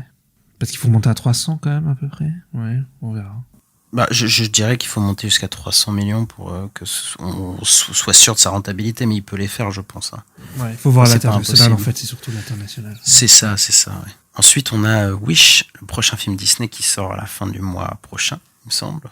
Et on a eu les pre-sales, donc les préventes qui sont sorties, et les préventes sont déjà en train de prédire entre 45 à 65 millions de dollars en domestique, hein, donc un mois avant la sortie, et ce serait des chiffres similaires à Moana ou Big Hero 6, donc qui sont au-dessus du coup de Strange World, le film qui était sorti direct en même temps. Oui, celui-là, plateforme. Et que Encanto. Et donc, du coup, s'il a des chiffres similaires à Moana et Big Hero 6, c'est plutôt pas mal parce qu'ils ont pas mal marché, hein, surtout Moana, il me semble. C'était plutôt un carton. Donc, ouais, le film est attendu apparemment par pas mal de gens. Donc, la promo a bien marché, le style a fait envie aux gens. Et encore, mais je crois c'est parce qu'il y a la chanson, là. Les gens aiment bien la chanson, c'est ça? Oui, j'ai entendu qu'il y aurait des trucs par rapport à la chanson sur TikTok et tout, elle tournerait pas mal. Donc, ouais, il y aurait un petit phénomène, quoi.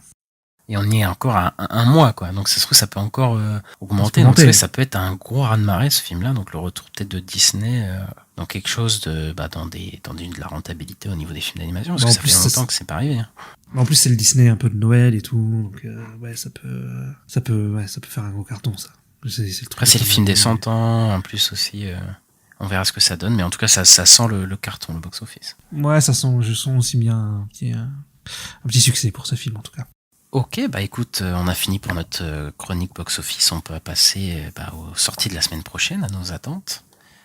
Alors, au cinéma, on retrouve le maître qui n'était pas revenu depuis 10 ans, oui, Hayao Miyazaki, le réalisateur de Totoro, de La Princesse Mononoke, Princesse Mononoke, le meilleur film d'animation de tous les temps, du Château dans le ciel, bref, de tous les Ghibli, enfin pas tous les Ghibli, mais énormément de Ghibli que vous connaissez. Et il revient 10 ans après Le Vent se lève, avec Le Garçon et le Héron, au cinéma, et moi je suis hypé de chez hypé, parce que j'adore Miyazaki, voilà.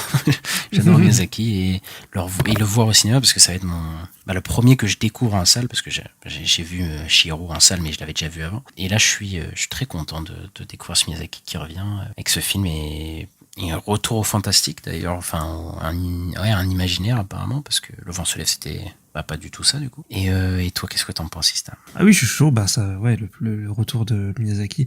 Et puis d'un Ghibli un peu 2D comme ça et tout, parce que ça fait longtemps, hein. Le dernier Ghibli est en 3D, il est sur Netflix, je crois, c'est Aya et la sorcière. Mais le style comme ça, je crois qu'il y a eu les souvenirs de Marnie, et c'est tout, quoi. Et depuis, Ghibli, ils ont pas sorti grand chose. Donc le retour de Ghibli et en plus réalisé par Miyazaki, ouais, ça donne envie. Vraiment, j'ai hâte. Voilà, ça se rate pas un Miyazaki, voilà, c'est ça la leçon. Et ensuite, on a aussi Invincible qui revient pour sa saison 2, donc vendredi prochain. Voilà, moi j'ai très hâte de voir. En plus, ça va parler du multiverse, donc j'ai hâte de voir le multivers traité par... Multivers, ça c'est c'est la mode. C'est choquant, j'ai jamais traité ça. D'ailleurs, il y a des rumeurs qui disent il y aura peut-être Spider-Man et tout. C'est très bizarre. Oh là. S'il vous plaît, laissez-moi tranquille. Non. C'est mais en vrai, après Invincible, c'est l'histoire elle existe déjà en comics et ça parle du multivers à un moment et il paraît que comme on traite le multivers, Invincible il le traite très très bien, donc moi j'ai hâte de voir. Non mais je ne doute pas, moi j'ai découvert la saison 1 il y a pas longtemps et ouais, j'ai plutôt bien aimé moi Invincible, donc peu importe ce qu'il traite, je serai là pour regarder. Mais la saison 1, c'est une série d'animation pour ceux qui savent pas, qui parle de super-héros et c'est pas du tout c'est pas vraiment des trucs comme Marvel, ça varie de ton mais ça varie bien de ton comme il faut et c'est assez intéressant pour le coup et c'est assez novateur quand c'est sorti et moi je suis chaud pour la saison 2 de revoir Omni-Man. J'allais l'appeler le Homelander mais c'est un lapsus un peu révélateur aussi. donc voilà, on verra ce que ça donne. De toute façon les deux personnages vont être en DLC dans le nouveau Mortal Kombat, donc voilà. Je jouais pas à Mortal Kombat parce que c'est pas fou, mais non, c'est sympa Mortal Kombat, c'est pas vrai. Non, mais c'était juste pour te trigger. Je ne joue pas aux jeux de combat, je ne connais. En tout cas, Invincible pourrait se rapprocher d'un The Boys, tu vois, un peu, je trouve. Oui, ça peut un peu, oui. Même s'il y a un côté un peu adolescent à certains moments aussi. Ouais. En fait, c'est un mélange d'ici Marvel. De The Boys et Gen V, en fait. C'est The Boys et Gen V mélange. Ouais, aussi, ouais. Et voilà, et nous on est hypés, on se retrouve la semaine prochaine pour parler de tout ça. Oui, donc mettez les 5 étoiles sur les plateformes de streaming. C'est ça, 5 étoiles, n'hésitez pas à vous abonner, à nous suivre sur les réseaux sociaux, @ la nuit des sorties. Et voilà, on se retrouve la semaine prochaine. Ouais, on vous dit à bientôt. À bientôt, salut. Salut.